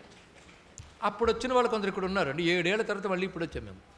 ఇది చెప్పడం ఎందుకంటే స్వామి ఎలా దగ్గర తీసుకుంటాడో అని చెప్పడానికి. ఆ పూర్వం అంటే ఈ 2007కు పూర్వమే మునుపు వచ్చినప్పుడు ఇక్కడ తిరుగుతుంటే సాధారణంగా ఇక్కడ ఫారెన్ విజిటర్స్ చాలామంది వస్తుంటారండి. ఎందుకంటే ఈ క్షేత్రం చూసి ఆశ్చర్యం, వాళ్ళకి అద్భుతం అనిపించింది కానీ మన వాళ్ళకి ఇంకా అనిపించలేదు. ఎందుకంటే తన మీద తనకి గౌరవం లేని మతం హిందూ మతమే. తెలుసుకోండి, ఇక్కడ నేను అంటున్నాను ఏం లేదు. ఇక్కడ చాలామందికి కూడా వాళ్ళ పిల్లల్ని హిందూ మతాన్ని దూరంగానే పెంచిన వాళ్ళు ఎక్కువ మంది ఉన్నారు. వాళ్ళకి వాసన లేకుండా పెంచారు. ఇప్పుడు వచ్చి వాళ్ళు కూర్చుని ఏం లాభం? దీని విలువ గౌరవం వాళ్ళకి ఇంకా రావట్లేదు. అంత చెప్పినా ఇది ఓన్లీ బిలీఫ్ అండ్ అంటారు తప్ప ఇది ఒక హెరిటేజ్ అని అనుకోవట్లేదండి. అది బాధాకరమైన అంశం. ఏమి హెరిటేజ్ అండి దీనికి? నేను హెరిటేజ్ అని వరుడు వాడుతున్నాను. ఇంత హెరిటేజు, ఇంత హిస్టరీ కలిగిన మందిరాలు కేవలం హిందువులకు తప్ప మరొకటి లేవని కూడా ఈ సమయంలో చెప్తున్నాను. దీని హిస్టరీ అంతది. వేల ఏళ్ల క్రితం ఉన్న నాయనాన్మార్లు 64 నాయనాల చరిత్ర దీనికి ముడిపడి ఉన్నది. సుందరారం అంటే మహానుభావులు రాసినటువంటి పదిగారములు అంటే మీరు పాశురాలకు పదిగారం అంటారు. వాళ్ళ పదిగములు. ఈ పదిగములు ఎన్నున్నాయో ఇక్కడ. ఎంత సాహిత్యం, ప్రాచీనమైన సాహిత్యం. ఆదిశంకర భగవత్పాదులు కూడా వారి గురించి ఉటంకించారంటే ఎంత ప్రాచీనంలో వారు చూడండి. ఇక్కడ అలాంటి ప్రాచీన చరిత్ర ఉందండి. అప్పటికి ఇంకా ఇతర దేశాలు నాగరికత కళ్ళు తెరుచుకోలేదు. అలాంటి దశలో ఇక్కడ ఎంత నాగరికత, ఎంత సంస్కృతి ఉంది. ఆ భావం ఇక్కడ ఎవరికి కలిగినా నాకు చాలా సంతోషం. నిద్రాళువుల్ని పక్కన పెడితే జాగరూకులుగా వినే వాళ్ళ కోసం నేను చెప్తున్నాను. ఇక్కడ ఆ జాగరూకత రావాలండి సనాతన ధర్మాలకి. అందుకు ఆలయం కాపాడుతున్నాం అంటే మతం కాపాడుతున్నాం అనుకోవద్దు. హిస్టరీని కాపాడుతున్నాం, కల్చర్ని కాపాడుతున్నాం, హెరిటేజ్ని కాపాడుతున్నాం. ఇది కాపాడబడవలసిన బాధ్యత హిందువులకు మాత్రమే కాదు, ఈ దేశంలో ఊపిరి తీస్తున్న ప్రతి మనిషికి అవసరమే. అదేవిధంగా విదేశస్తులు ఇక్కడికి వస్తారు. నాకు సిగ్గుపడే చెప్తున్నాను, మొట్టమొదటి కుంచితాంగ్రిస్తవం నేను విదేశస్తుడి పుస్తకంలోనే చదివాను. నేను కూడా విదేశస్తుడు రాస్తేనే మొదట చదివాను. డేవిడ్ స్మిత్ అనే ఒక ఆయన రాసిన డ్యాన్స్ ఆఫ్ శివ అనే పుస్తకం నాకు ఇక్కడ దొరికింది. ఎప్పుడు 15 ఏళ్ల క్రితం. అప్పటికి తెలుగు పుస్తకం రాలేదు, నేను సంస్కృత పుస్తకం కూడా చూడలేదు. సంస్కృతంలో ముందే తమిళ భాషలో కూడా వచ్చింది చెప్పాం కానీ మనకు బయటకు రాలేదు. అయితే నేను ఇంగ్లీష్ పుస్తకం దొరికిన తర్వాత డేవిడ్ స్మిత్ అందరూ డ్యాన్సింగ్ ఆఫ్ శివ అనేటువంటి పుస్తకంలో ఎంత బాగా రాశాడు అంటే ఆశ్చర్యపోతాం. సాధారణ ఫారినర్స్ మన గురించి రాస్తే వాళ్ళ యాటిట్యూడ్తో చూస్తారు. వాటి యాటిట్యూడ్తో చూస్తే అది సమగ్రం కాదు. ఇది బాగా గుర్తుపెట్టుకోండి. ఇండియనైజ్డ్ థాట్ కావాలి కానీ ఫారెన్ అవుట్లుక్తో ఇండియన్ కల్చర్ని చూడరాదు. ఇది బాగా తెలుసుకోవాలి. ఇక్కడ వాళ్ళ అప్రోచ్ వాళ్ళ కల్చర్లోంచి వస్తుంది, అది కాదు. కానీ ఆ చిత్రం ఏంటంటే ఆయన ఇక్కడ స్టడీ చేసి ఇక్కడ యాటిట్యూడ్తో చూశాడు. అది గొప్ప విషయం అండి ఇక్కడ. అందుకని అప్రిషియేట్ చేశాను ఆ పుస్తకాన్ని. అలా చూసిన వాళ్ళు అతి కొద్దిమంది. ఇండియన్ హిస్టరీ గురించి రాసిన ఫారినర్స్లో కూడా ఎవరో వేళ్ల మీద లెక్క పెట్టేట్టు కొద్దిమందిని మనం యాక్సెప్ట్ చేయాలి. అది కూడా తర్వాత జనరేషన్ తీసుకోవాలి. లేకపోతే ఇంగ్లీష్ పుస్తకాలు చదివి చెప్తున్నామని వాళ్ళు తయారవుతారు. వాళ్ళు రాసిన తప్పుడు చరిత్రలు తెలుసుకోండి. ఎందుకంటే వాళ్ళ ముందు దీని మీద రెస్పెక్ట్ లేదు. పైగా దాని బిలీఫ్ సిస్టమ్ అని చూస్తారు. కానీ దానికి శాస్త్రం ఉంది, దాని వెనకాల ఇన్ని శాస్త్రాలు ఉన్నాయో వాళ్ళకి తెలియదు. చిదంబర క్షేత్రం అర్థం చేసుకుంటే మంత్రశాస్త్రం తెలియాలి, శిల్పశాస్త్రం తెలియాలి, వేదాంత శాస్త్రం తెలియాలి, యజ్ఞశాస్త్రం తెలియాలి. ఎన్ని తెలియాలండి బాబు. ఇన్ని స్టడీ చేయాలంటే ముందు రెస్పెక్ట్ ఉండాలి. రెస్పెక్ట్ తర్వాత స్టడీ చేస్తే ఇవన్నీ వస్తాయి. అలాంటి రెస్పెక్ట్తో ఇక్కడ స్టడీ చేశాడు ఆ మహానుభావుడు డేవిడ్ స్మిత్. ఎందుకంటే అందులో ఎన్ని విషయాలు రాశాడో ఇప్పుడు మనం తిరిగిన అన్ని చూడలేం. ఈచ్ అండ్ ఎవ్రీ డీటెయిల్ రాశాడండి ఈ క్షేత్రంలో. ఇది చెప్తున్నామంటే ఎవరికైనా సీరియస్నెస్ వస్తుందేమోనని నా ఆశ. కానీ ఇక్కడ ప్రతీదీ తిరిగాడు ఆయన. ఎన్ని డీటెయిల్స్ రాశాడు. ఆశ్చర్యం. ఇక్కడ బ్రతుకుతున్న వాళ్ళకైనా డీటెయిల్స్ తెలియవు. ఈ చుట్టూ ఉన్న క్షేత్రాలు, ఇక్కడున్న తీర్థాలు, పైగా స్టెప్స్, ఆ స్టెప్స్ యొక్క ఇంపార్టెన్స్, అక్కడున్న పిల్లర్స్ వాటి యొక్క ఇంపార్టెన్స్, సభలు వాటి స్థానములు, అక్కడ ఏ దేవత ఉంటాడు, ఏ దేవతకి ఏది పురాణంలో చెప్పబడుతుంది, ఇవన్నీ రాశారండి. నాకు ఆశ్చర్యం ఏంటంటే ఇతర భాషలు అనువాదం చేసిన వాళ్ళు కూడా రహస్యాలు రాయలేదు. టూరిస్ట్ గైడులు లాంటి పుస్తకాలు వచ్చాయి తెలుగులో అన్నిట్లో కూడా. కానీ ఈ రహస్యాలు మాత్రం మహానుభావుడు రాశాడంటే వాడు ఏ దేశంలో పుట్టినా ఒకప్పుడు ఈ దేశంలో పుట్టిన మహాయోగి అయి ఉంటాడు. ఇలాంటి వాడు చాలా బ్రన్నర్ అని ఒక మహానుభావుడు రాశాడు. అసలు విదేశస్తులకు ఎక్కువగా నటరాజు అంటే ఎందుకో ప్రీతి. ఇది ఇది కుంచితాగ్రిస్తామని చెప్పట్లేదు అనుకోవద్దు, అదే చెప్తున్నాను. దానికి సంబంధించిన లింక్స్ చెప్తున్నాను ఒక్కొక్కటి కూడా. విదేశస్తుల్లో ఇంత ప్రీతి కలవడానికి కారణం ఒకటి తీసుకోవాలి. బ్రిటన్లోనూ పుట్టి పెరిగిన ఒక భారతీయుడు. ఆయన పేరు కుమారస్వామి. మీరు ఇక్కడ వెళ్ళి వెతికితే దొరుకుతుంది కుమారస్వామి. ఆ మహానుభావుడు ఇక్కడ గురించి ఆయన బ్రిటిష్ యూనివర్సిటీలో లైబ్రరీలో క్యూరేటర్గా చేసేవాడు. ఆయన కాస్మిక్ డ్యాన్స్ ఆఫ్ శివ అని థౌజండ్స్ ఆఫ్ పేజెస్ రాశాడండి. ఇక్కడ పేపర్ సబ్మిట్ చేశాడు. పాశ్చాత్యులు ఆశ్చర్యపోయారు. అప్పుడు సైంటిస్టుల అవుట్లుక్ మారిపోయింది. అప్పుడు వాళ్ళు అన్నారు సైన్స్కి సంబంధించినటువంటి దేవుడిని నటరాజ స్వామిని వాళ్ళు యాక్సెప్ట్ చేశారు. అప్పుడు మొత్తం అవుట్లుక్ మార్చేశాడు. ఆయన అవుట్లుక్ కుమారస్వామి చేసిన ఇంగ్లీష్లో రాశాడు కనుక ఫారినర్స్ కనెక్ట్ అయ్యారు. కనెక్ట్ అయిన ఫారినర్స్ వెతుక్కుంటూ ఇక్కడికి వచ్చారండి చిదంబరానికి. ఇది మర్చిపోకండి. కొంతకాలం ఇక్కడ ఉండిపోయారు వాళ్ళు. అలా ఉన్న వాళ్ళలో ఫ్రిడ్జ్ ఆఫ్ కాప్రా అని ఒక ఆయన, వీళ్ళందరూ 19వ శతాబ్దం తొలి దశలో, 20వ శతాబ్దం తొలి దశ, మన 1900 చిల్లర అంటాం కదా, ఆ తొలి దశకు చెందిన వాళ్ళు నేను చెప్తున్న వాళ్ళు. అలాగే న్యూక్లియర్ సైన్స్ డెవలప్ అవుతున్న కాలంలో వచ్చిన వారు fridge of Kapra, doctor Kenneth Ford, వీళ్ళందరూ కూడా న్యూక్లియర్ సైన్స్ గురించి మాట్లాడేటప్పుడు ఈ కుమారస్వామి చెప్పిన ప్రకారం కాస్మిక్ డ్యాన్స్ ఆఫ్ శివ అని హెడ్డింగ్తో కూడా రాశారు వాళ్ళు, తెలుసుకుంటారు. కెనెత్ ఫోర్డ్ అంటాడు she was dance is nothing but the energy dance అని వెరీ సబాటమిక్ మ్యాటర్ అని రాశాడు కూడా. ఇది ఒక ఇంగ్లీష్ సైంటిస్ట్ చెప్పిన వాడు మీకు చెప్తున్నాను. ఆ న్యూక్లియర్ సైంటిస్ట్ ఆయన ఏం చెప్పాడు మళ్ళీ చెప్తున్నాను. ఈ భాష అందరికీ తెలుస్తుంది కదా. Shiva's dance is nothing but the cosmic dance లేదా energy dance in every subatomic matter అన్నాడు ఇక్కడ. అంటే ప్రతి పరమాణువులో జరిగే శక్తి నర్తనమే శివ నాట్యం అన్నాడు. అవుట్లుక్ ఎంత మార్చాడు చూడండి. కనుక ముందు మన కుమారస్వామి పేరున్న ఆయనకి ముందు అప్రిషియేట్ చేయాలి. ఈ డేవిడ్ స్మిత్ పుస్తకంలో నాకు కుంచితాంగ్రి స్తోత్రంలో శ్లోకాలు కనబడ్డాయి. 313 కనబడలేదు కానీ కొన్ని 10 శ్లోకాలు కనబడ్డాయి. పైగా ఎక్కడ నాగర్లిపి, దేవనాగర్ లిపి లేదు మన ఇండియన్ లాంగ్వేజెస్లో. మొత్తం ఆయన ఇంగ్లీష్లోనే ఆఖరి సంస్కృత శ్లోకం కూడా ఇంగ్లీష్లో ట్రాన్స్లిటరేట్ చేసి చిన్న ఇటాలిక్ వర్డ్స్తో అపెండిక్స్ దగ్గర ఆ శ్లోకాలు పెట్టాడు. దాని ట్రాన్స్లేషన్ మాత్రం మెయిన్ టెస్ట్లో పెట్టాడు. మెయిన్ టెస్ట్లో ట్రాన్స్లేషన్ వస్తూ ఉంటుంది. ఏది ఇక్కడ వర్ణన చేస్తూ ఇక్కడ ఈ విషయం ఉంది. దాన్ని ఉమాపతి పండితుడు కుంచితాంగ్రి స్తవంలో ఇలా వర్ణించాడని ఎన్ని 10 శ్లోకాలు ఉటంకించాడు మహానుభావుడు. అప్పుడు ఒక సిగ్గుపడ్డా, గర్వపడ్డాను. నేను ఎంతవరకు తెలియలేదే అని సిగ్గుపడ్డాను. ఎంత గొప్పది కదా మా దేశం అని గర్వించానండి. ఈ రెండూ కలిగిన తర్వాత చేసింది ఏమిటి అంటే ఆ శ్లోకాలు ఏవైతే ట్రాన్స్లిటరేట్ చేశాడో అపెండిక్స్లోకి వెళ్ళి ఆ శ్లోకాలు చాలా ఇటాలిక్ ఫార్ములో ఉన్నాయి. పై ఇంగ్లీష్లో రాయడం మన భాషను మహా కష్టం. దానికి కొన్ని సైన్స్ తీసుకొచ్చారు. పైన ఒక గీత, కింద ఒక గీత పైన పెడితే దాన్ని బట్టి అర్థం చేసుకోవాల్సిందిగా ఆ ఇటాలిక్స్లో ట్రాన్స్లిటరేట్ చేసిన వాటిని అప్పుడు అది మన అక్షరాల్లో రాసుకుని ఆ శ్లోకాలు చదువుకుని ఆ శ్లోకాలు పారాయణ చేసుకుంటూ అవి చెప్తూ తిరిగాం. అలా చెప్తున్నప్పుడే ఇక్కడ చిదంబరం మీద ప్రవచనం చెప్తున్నప్పుడు ఆ శ్లోకములే చెప్పుకోవడం జరిగింది. ఇటీవల కాలంలో తెలుగు స్క్రిప్ట్లో కూడా ప్రింట్ అయింది. అది మన భాగ్యం. మొత్తానికి ఇక్కడ చెప్తున్న జీవుడికి కుంచితాంగ్రి స్తవానికి ఉన్న అనుబంధం ఈ సమయంలో గుర్తు చేసుకున్నాను అంతే. ఇందులో నాదేనిది ఏమీ లేదు. శివుడే ఆ పుస్తకం చూపించి రాయించుకున్నాడు. శివుడే ఆ తర్వాత మరొక రహస్యం. ఈ తెలుగు పుస్తకం రాక మధ్యలో ఒక విషయం జరిగిందండి. ఇది మొదటిసారి వచ్చినప్పుడు ఇంగ్లీష్ పుస్తకం నాకు దొరికింది. రెండో పర్యం వచ్చినప్పుడు ఏం జరిగింది అంటే ఒక వర్షం పడుతున్న సమయంలో ఇక్కడ ఆగి తర్వాత బయటికి వస్తూ ఒక దీక్షితుల్ని అడిగాను. ఎందుకైనా సాహసించి అడిగాను, కుంచితాంగ్రి స్తవం దేవనాగరి లిపిలో దొరుకుతుందా అని అడిగాను నేను. ఇది ఇక్కడ ప్రవచనం చెప్పక ముందు అడిగితే నన్ను ఎగాదిగా చూశాడు దీక్షితులు. నా ఇంటికి రా అన్నాడు. అప్పుడు వర్షం పడి చిన్న చిన్న చిరుకులు పడుతున్నాయి. దీక్షితులు ఇంటికి వెళ్ళాను. నా భాగ్యం ఆయన దేవనాగరి లిపిలో శ్లోకం తమిళ ట్రాన్స్లేషన్, రాజగణేష్ దీక్షితులు తమిళ ట్రాన్స్లేషన్ తమిళ వ్యాఖ్యానంతో ఉన్నదిచ్చారు. నాకు తమిళ స్క్రిప్ట్ పెద్దగా ధారాళంగా చదవలేను. కొంతకాలం ఉన్నాను కనుక కూడబరుక్కోగలను. నాకు ఆ వ్యాఖ్యానంతో పని లేదు. దేవనాగరి లిపిలో శ్లోకాలు దొరికాయి కనుక అప్పుడు నా ఆనందం చెప్పనలివి కాదు. 313 శ్లోకాలు దేవనాగరిలో మొట్టమొదటి చేతిలో అందుకున్నానండి. తర్వాత ఈ ప్రవచనాల్లో చెప్పడం జరిగింది. కొంతకాలం తెలుగులో మహానుభావుడు రావి మోహన్ రావు గారు అనే ఆయన ఎవరో ఒక పండితుడి చేతి చేయించారు. ఆ పండితుడి పేరు ఇందులో చెప్పలేదు, అజ్ఞాత కవిగానే చెప్పించారు. అని తెలుగులో ఆ రాజగణేష్ దీక్షితులు దానికి కొంత అనువాదం చేశాడు, పూర్తిగా కాదు. కానీ పరమేశ్వరుడు కావాలనుకుంటే అలా పుస్తకం ఇవ్వడానికి ఈ జీవితం ఒక ఉదాహరణగా చెప్పడం జరుగుతుంది. ఆయన దేవనాగరిలో వచ్చినటువంటి కుంచితాంగ్రి స్తవం చదివిన తర్వాత అప్పటి నుంచి చెప్పాలన్న ఒక తహతహ అలా ఉంది. చెప్పడం ఎందుకంటే నా కోసం, ఎందుకంటే మామూలుగా నా కోసం చదువుకునే కంటే చెప్పాలనుకున్నప్పుడు అర్థమయ్యేటట్టు చెప్పాలని మరింత మథన పడతామే.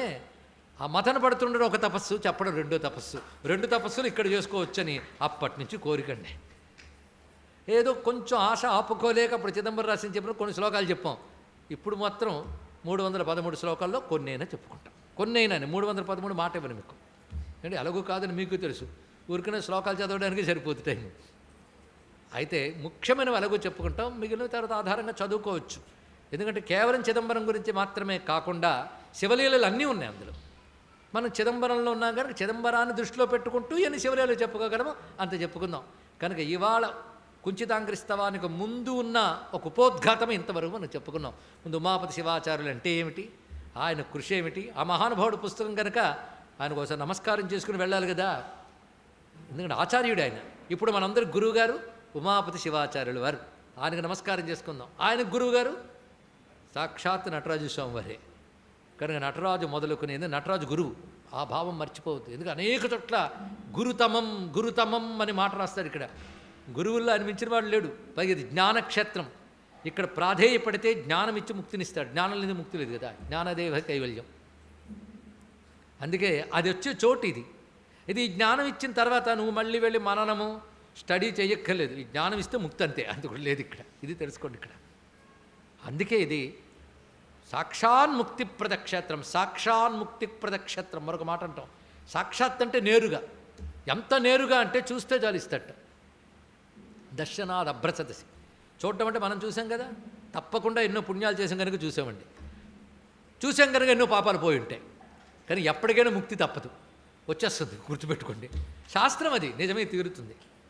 ఎందుకంటే పుట్టుకతో తిరువారూరు ముక్తినిస్తుంది. తిరువారూరు అంటే కమలాపురం, అది ఇక్కడ దగ్గరే. త్యాగరాజ స్వామి వారు పుట్టిన చోటు కనుక ఆయన మోక్షం గ్యారంటీ. తిరువారు, అక్కడే ముత్తుస్వామి దీక్షితులు పుట్టారు, అక్కడే శ్యామశాస్త్రి గారు ఉద్భవించారు. కానీ పుడితే ముక్తినిచ్చేది తిరువారు, పోతే ముక్తినిచ్చేది కాశీ, స్మరిస్తే ముక్తినిచ్చేది అరుణాచలం, దర్శిస్తే ముక్తినిచ్చేది చిదంబరం అన్నాడు. ఇందులో మూడిట్లో ఏది సులభం ఏమండి? స్మరిస్తే ముక్తినిచ్చేది. స్మరించడం చేత కాదు మనకి. స్మరించడం అంటే ఉచ్చారణ విచారణ స్మరణ స్టేజెస్ చెప్పాం. అలాంటి ధ్యాన స్థితిలో ఉన్నప్పుడు స్మరంట, అది కాదు, సాధ్యం కాదు. సాధ్యం కాదంటే అంత తేలిగ్గా సాధ్యం కాదు. సాధ్యం కాదని చెప్తాడు భగవంతుడు. జననం మన చేతిలో లేదు, మరణం చెప్పలేం. కాశీలో పోదామని కూడా పోతామండి, కమలాపురంలో పుట్టలేదు గ్యారంటీ. కనుక ఇప్పుడు చేయవలసింది దర్శనాత్ అభ్రసదసి. అభ్రసదస్సు చిదంబర సభలో చూస్తే చాలు. చూడ్డం ఎలాగా? సంవత్సర దీక్ష, ఇందాక చెప్పాం కదా, అది అన్వయించుకోవాలి. దర్శనాద్ అభ్రసదసి అంటే సంవత్సర దీక్ష అనంతరం దర్శిస్తే ముక్తి వస్తుంది, అది అన్వయించుకోవాలి. మరి ఆ దర్శనం లేదు కదా, మరి ఈ దర్శనం వచ్చింది కదా, చిన్న విషయం. కనుక ఇంత ఎందుకు చెప్పామంటే ఈసారి వెళ్ళినప్పుడు ఆ భావనంతా రావాలి. భావంతో దర్శించేదే పూర్ణయాత్ర, అది భావయాత్ర అవుతుంది. కనుక ఇక్కడ మనం మసలుతున్నంత కాలం ఆ భావనాత్మకమైన యాత్ర చేయడం కోసం చిదంబరానికి సంబంధించి కుంచితాంగ్రిస్తవానికి ఎంత అవసరం అంత చెప్పుకున్నాం. ఇప్పుడు కుంచితాంగ్రిస్తవం అంటే అర్థం చెప్పుకుందాం. కుంచిత అంఘ్రి స్తవం. అంఘ్రి అంటే పాదము, అయితే అంఘ్రి అని పలకలేక కుంచితపాదస్తవం అనేవాళ్ళు ఉంటారు. కానీ స్వామి ఇందులో కుంచితాంఘ్రి అని రాశాడు. ఎందుకంటే 313 శ్లోకాలు కూడా కుంచితాంఘ్రిం భజేహం అని, ప్రతి శ్లోకానికి చివర కుంచితాంఘ్రిం భజేహం అని వస్తుంది. అంటే కుంచితాంఘ్రిని భజిస్తున్నాను. కుంచితాంఘ్రి అంటే ఆయన కుంచిత పాదం. కుంచితం అనే సంస్కృత పదం అండి. కుంచితం అంటే వంచిన అని అర్థం. ఇక్కడ ఎలా వంచాడు అంటే స్వామి 2 పాదాలు ఉన్నాయి, ఎడం పాదానికి అదేమిటో ఏదో కుడిపాదం చేతో భయం వేస్తుంది. కింద రాక్షుడు ఉన్నాడు, ఆ రాక్షుడు భయం లేకుండా నొక్కిసాడు. కానీ మనం వాడిని చూస్తుంటాం, వాడిని చూడకయ్యా వాడి మీదున్న పాదాన్ని చూడన్నాడు ఇక్కడ. కానీ రాక్షుడి మీదున్న పాదం అదే కావాలి. మరి రాక్షుడి మీద ఎందుకుందంటే ఈ రాక్షుడిని నువ్వు మర్దించలేవు, ఆయన మర్దించగలడని చెప్పడం కోసం. ఆయనే మర్దించగలడు ఈ రాక్షసుడిని. ఎలాగో వచ్చాం కనుక చెప్పేసుకుంది. ఆ రాక్షుడు ఎవడంటే అపస్మారుడు. వాడికి ఎన్ని పేర్లు చెప్పారో. భూతదేవతలు కొందరు ఉంటారు, అందులో వీడికి భూతం. అంత భూతస్థాపితమంఘ్రిం అన్నారు. ఇక్కడ భూతంపై పెట్టిన పాదం అన్నారు. మత్త దైత్య శిరవు పరిస్థిత నృత్యమాన పదాంబుజం అన్నాడు శంకరాచార్యులు వారు. దాన్ని మత్త దైత్యుడు అని మరుగు పేరు పెట్టారు. అన్నీ ఒకటే, దైత్యుడు. మత్తుడు, మత్తుడు అంటే మదం. మదం అంటే సత్యాన్ని తెలియనివ్వనదే మదం. అన్ని రకాల మదాలు ఉంటాయండి. అహంకారం ఉంటుంది. వాడు అది వింటసరి కదా, మీరు చెప్పినప్పుడు నేను వినలేదండి కనుక మీదే తప్పని అంటాడు. వాడు తమస్సును వదలలేదు. దేన్ని? తమస్సు. తమస్సు అంటే నిద్ర వచ్చింది అంటే అది కూడా. కానీ తమస్సు అంటే ఎంత చెప్పినా పట్టనిదే తమస్సు. దాన్ని ఏమంటారు? అజ్ఞానజంతమహ అన్నాడు. అజ్ఞానమే తమస్సు, అది భయంకరమైన తమస్సు. అదే మాంద్యం, అదే అపస్మారం. దీనికి ఉన్నదే ఎన్ని చెప్పినా ఏది గుర్తుపెట్టుకోవాలి గుర్తుపెట్టుకోదు, ఏది గుర్తుపెట్టుకోకూడదు అది గుర్తుపెట్టుకుంటుంది, అంతే కదండి. ఎంత చెప్పాం ప్రవచనం గుర్తుంటుందా? ఉండదు. ప్రవచనమే కదా, జ్ఞానం లక్షణమే అంత. విన్నప్పుడంతా బాగున్నట్టుంటుంది కొందరికి, అది కూడా అందరికి కాదు. ఆ ఉన్నది వెంటనే పోతుంది, అంతే కదా. నిప్పు మెరిసింది, వెంటనే నివురు వచ్చింది, అలా వచ్చేస్తుంటుంది. ఏం చేస్తాం ఇక్కడ? అది నిప్పు కట్టెనంటు పెట్టుకుంది, జ్ఞానం శరీరాన్ని అంటు పెట్టుకుంది. కట్టెనెంటుకున్న నిప్పుకి బూడిద రాక తప్పదు, శరీరాన్ని అంటి పెట్టుకున్న మనస్సుకి ఎంత విన్నా అజ్ఞానం రాక తప్పదు. తెలుసుకోండి ఇక్కడ. ఎందుకంటే బూడిద కట్టెదా నిప్పుదా? ఆ జ్ఞానం మీకే తెలియాలి బాగా. కట్టెకి నిప్పు పెడితే కొంతసేపు జ్వాలించి కొంతసేపు బూడిద వస్తుంది. బూడిద ఎవరిది? కట్టెది, అంతే కదా. జ్ఞానం ఎవరిది? పరమాత్మది. కానీ లోపల పరమాత్మ చైతన్యం కట్టెలో వెలుగుతున్నట్టు వింటే అది ఈ బుద్ధి అప్పుడు ఉప్పును ఉత్తి వెలుగు తెలుసుకుంటుంటుంది. కానీ మన లోకం పట్టేస్తుంది కదా, అప్పుడు మళ్ళీ నివురు వచ్చేస్తుంది. తెలుసుకోండి ఇక్కడ. నివురంటే ఏమిటో కాదండి, దేహాత్మ భ్రాంతి, ఇది ఒకటి అర్థం. అది ఉన్నంతసేపు మళ్ళీ అజ్ఞానం వచ్చేస్తుంటుంది. వింటున్నంతసేపు ఎంత బాగుందో అనిపిస్తుంది, సాధన చేస్తున్నంతసేపు పట్టేస్తుంది. అది కూడా ఉప్పును వదాలంటే ఈయన వల్లే అవ్వాలి ఇక్కడ. అదే ఆయన పట్టుకుంటే చాలు. కనుకనే ఆ తమస్సంతా కలిపి ఒక రాక్షణి చేశాడు. ఏది గుర్తుంచుకోడు కనుక ఇప్పుడు అపస్మారా అన్నారు. ఇక్కడ మంచి పేరు టైటిల్ పెట్టారండి. ఏం బిరుదో. వాడి మీద పాదం తొక్కు పెట్టేశాడు. ఎందుకంటే వీడిని చూస్తున్నంతసేపు వాడిని చూడడం, అంతే కదండి. పాదం కింద చూస్తున్నంతసేపు పాదం మీద చూడట్లేదు. మీరు ఒక్కసారి నిలబడి చూడండి, ఇది అర్థమవుతుంది కదా. పాదం కింద చూస్తే ఎవడు కనబడుతున్నాడు? తమస్సు. పైన ఎవడున్నాడు? ఈశ్వరుడు. ఎక్కడున్నాడు ఆయన? వేదాహమేతం పురుషం మహాంతం ఆదిత్యవర్ణం తమస పరస్తాత్. అక్కడ ఉందండి మంత్రం అంతా కూడా. ఎవడు అనంతమైన తేజస్సుతో ప్రకాశిస్తున్నాడో వాడు తమస్సుకు పైన ఉన్నాడు. కనుక మనం చూస్తున్న తమస్సు, మనం ఉన్న తమస్సు, ఆయన ఉన్న తమస్సు కావాలా. తమస్సు కావాలన్నవాడిని ఎలా చూడగలవు? ఈ తమస్సు నేను దాటలేను స్వామి, దాన్ని కొంచెం తొక్కిపట్టు, లేకపోతే రాక్షసుడు లేచి మళ్ళీ అరుస్తుంటాడు నా మీద. అవునా? అయితే నీకేం పర్వాలేదు, తొక్కు పెట్టేస్తాను. తొక్కు పెట్టాడు వాడిని. కనుక ఆయనే మన తమస్సు నొక్కి పెట్టి తన రూపాన్ని చూపిస్తాడు. ఇది తెలిస్తే చాలు. మన అజ్ఞానాన్ని నొక్కి పెడతాడు. అజ్ఞానం నొక్కి పెట్టి ఏం చేస్తాడు? ముక్తినిస్తాడు. ముక్తి ఆనందం కదా. అప్పుడు ఎడం పాదం ఎత్తాడండి. మనం ఒక పాదం చెప్పి వదిలేస్తే రెండో పాదం సంగతి ఏమిటి? కనుక ముందు ఇది నిగ్రహ పదము, అది అనుగ్రహ పదము. ఇది తెలుసుకుంటే చాలు. నిగ్రహించింది దక్షిణ పదము, అనుగ్రహించింది వామపదము. వామపాదం ఎత్తాడు. మీ నటరాజ స్వామి దగ్గర ఇంకా అలాంటి శిల్పం నేను ఎక్కడా చూడలేదండి, కేవలం చిత్సభలోనే. చెయ్యి ఎంత బాగా అందంగా ఉంచుతాడో, డోలాహస్తం దాని పేరు. ఇక్కడ ఆ డోలాహస్తం ఎడం పాదాన్ని చూపిస్తుంటాడు. ఇక్కడ ఇది పట్టుకొని ముక్తినిస్తానండి. ఇక్కడ ఏమిస్తాను? అభయం ఇస్తాను మీకు, అదే చెప్పాడు ఇక్కడ. ఇది పట్టుకుంటే అభయం ఇస్తాను అని చెప్తున్నాడు. ఇది ఊరికనే కాదు, చాటింపు చేసి మరి చెప్పాడు. అందుకే డమరుకం పట్టుకున్నాడు. ఇక్కడ డమరుకం పట్టుకుంటే నిజమేనంటారా? ఒట్టి పెట్టి చెప్తున్నాను, నిప్పు పట్టుకున్నట్టు. ఇక్కడ నిప్పు పట్టుకుని ఒట్టి పెట్టి చెప్తున్నాడు. మీ నటరాజు విగ్రహం మొత్తం మనసులోకి వచ్చేసింది కదా, అలా ఉన్నట్టండి ఇక్కడ.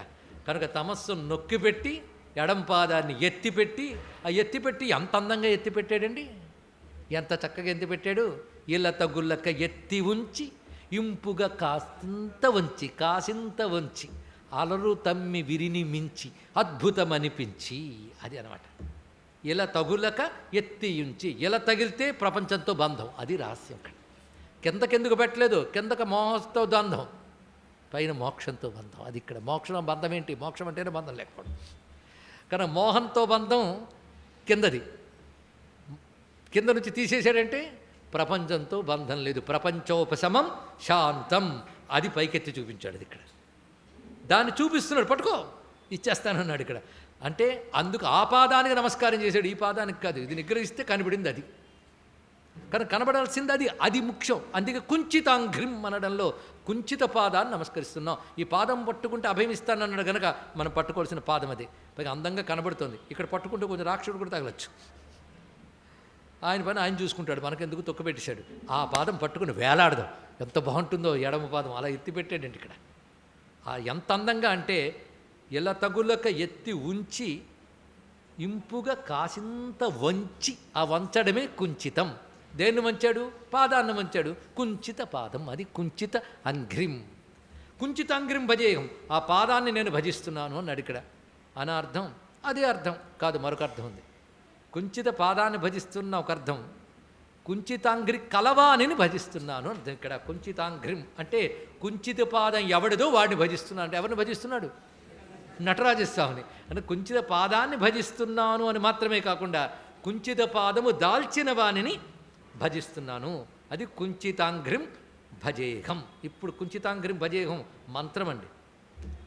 కుంచితాంఘ్రిం భజేహం ముందు పాదానికి నమస్కారం చేయండి, తర్వాత ఆయన నమస్కారం చేయండి. కుంచితాంఘ్రి కలవానిని భజిస్తున్నాను. ఇలా రచించాడు. ఎన్ని 313 శ్లోకాలు రచించాడు. ఇంత ప్రారంభించి ఒక్కడు కూడా చెప్పకపోతే ఎలాగా? ఆ ఒక్కటి చెప్పుకుందాం. దానికి ముందు కల్పక గణపతి అనే ఆయన పైన 5 శ్లోకాలు రాశాడు ఆయన. ఈ కల్పక గణపతి ఎక్కడుంటాడు అంటే పశ్చిమ ద్వారం నుంచి లోపలికి వెళ్తే కనిపిస్తాడు ఆయన. ఎందుకంటే ప్రతి ద్వారం దగ్గర గణపతి ఉన్నాడు, ఒక్కొక్కడికి ఒక్కొక్క పేరు. నేను వాళ్ళు చూసి మురిసిపోయాను. కల్పక గణపతి అదే వాళ్ళు కర్భగ గణపతి అంటారు. లకారం రకారం అవుతుంది, కకారం గకారం అవుతుంది ద్రవిడ భాషలో. కర్భగ గణపతి అంటారు. కల్పక గణపతి. కల్పకం అంటే తెలుసు కదా, ఏది కోరుకుంటుంది ఇచ్చేవాడు. వీడికి పెద్ద ఇష్టం ఉందిలేండి. ఆయనపై ఒక్క శ్లోకం రచించారు. శ్రీ ఒకటేమిటి 5 మనం ఒకటి చెప్పుకుంటున్నాం. శ్రీమత్తిల్వవనే సభేశ సదన ప్రత్యక్క కుగ్గోపురాధో భాగస్థిత చారు సద్మవసతి భక్తేష్ట కల్పద్రుమ వృత్తానంద మధోత్కటో గణపతి సంరక్షతాధ్వోనిశం దుర్వాస ప్రముఖాఖిలశ్చ వినుత సర్వేశ్వరుగ్ర్యో వ్యయ. మొత్తం 5 శ్లోకాలు. 5 శ్లోకాలు పగలు కానీ రాత్రి కానీ చదివితే ఆయనకి గణపతి అనుగ్రహం ఉండి వాడి సర్వసంకల్పాలు నెరవేరతాయి అన్నారండి. అంత మహిమాన్వితం 5 శ్లోకాల్లో ఒకటి చెప్పుకున్నాం. ఈయన మూర్తి ఎంత విశేషమో రేపు మనం ఎలాగో చెప్పుకుంటాం. కల్పక గణపతి ఎక్కడుంటాడు? కల్పవృక్ష మూలంలో ఉంటాడు. ఈయనకి షోడశ గణపతుల్లో నృత్య గణపతి అని పేరు. అచ్చం నృత్య గణపతి గురించి షోడశ గణపతి మంత్రశాస్త్రం ఏం చెప్పిందో అదే ఇక్కడ మూర్తి. ఈ పుస్తకం ఎప్పుడో చదివాను. కల్పక గణపతి చూడాలన్న తపన ఇవాళ తీరింది నాకు. చూడకుండా రచించుకున్న ఒక శ్లోకం ఉంది, అదే వాళ్ళ కల్పక గణపతికి నేను నివేదిస్తున్నాను. తిల్లవన సంస్థం సల్లలితమూర్తిం నృత్యత్పదాబ్జం నటరాట్సుతంతం శివకామసుందరి లాలిత సురూపం కల్పక గణేశం హృది కల్పయామి అని ఈ స్వామిని చూడకముందు రాసుకున్న శ్లోకం. ఈ జీవుడితో రాసుకునేది వాళ్ళ కల్పక గణపతికి సమర్పించుకున్నాం. ఆచార్యుల వారు చెప్పిన శ్లోకం ముందే చెప్పుకున్నాం. అటువంటి కల్పక గణపతికి నమస్కారం చేసుకుని స్వస్తి. యస్మాత్ సర్వం సముత్పన్నం చరాచరమిదం జగత్ ఇదం నమో నటేశాయ తస్మై కారుణ్యమూర్తయే. స్వామికి హారతిస్తున్నంతసేపు చిదంబర నటరాజ మంత్రం మనం చేసుకుందాం. శ్రీచిత్సభేశాయ నమఃశివాయ. శ్రీచిత్సభేశాయ నమఃశివాయ.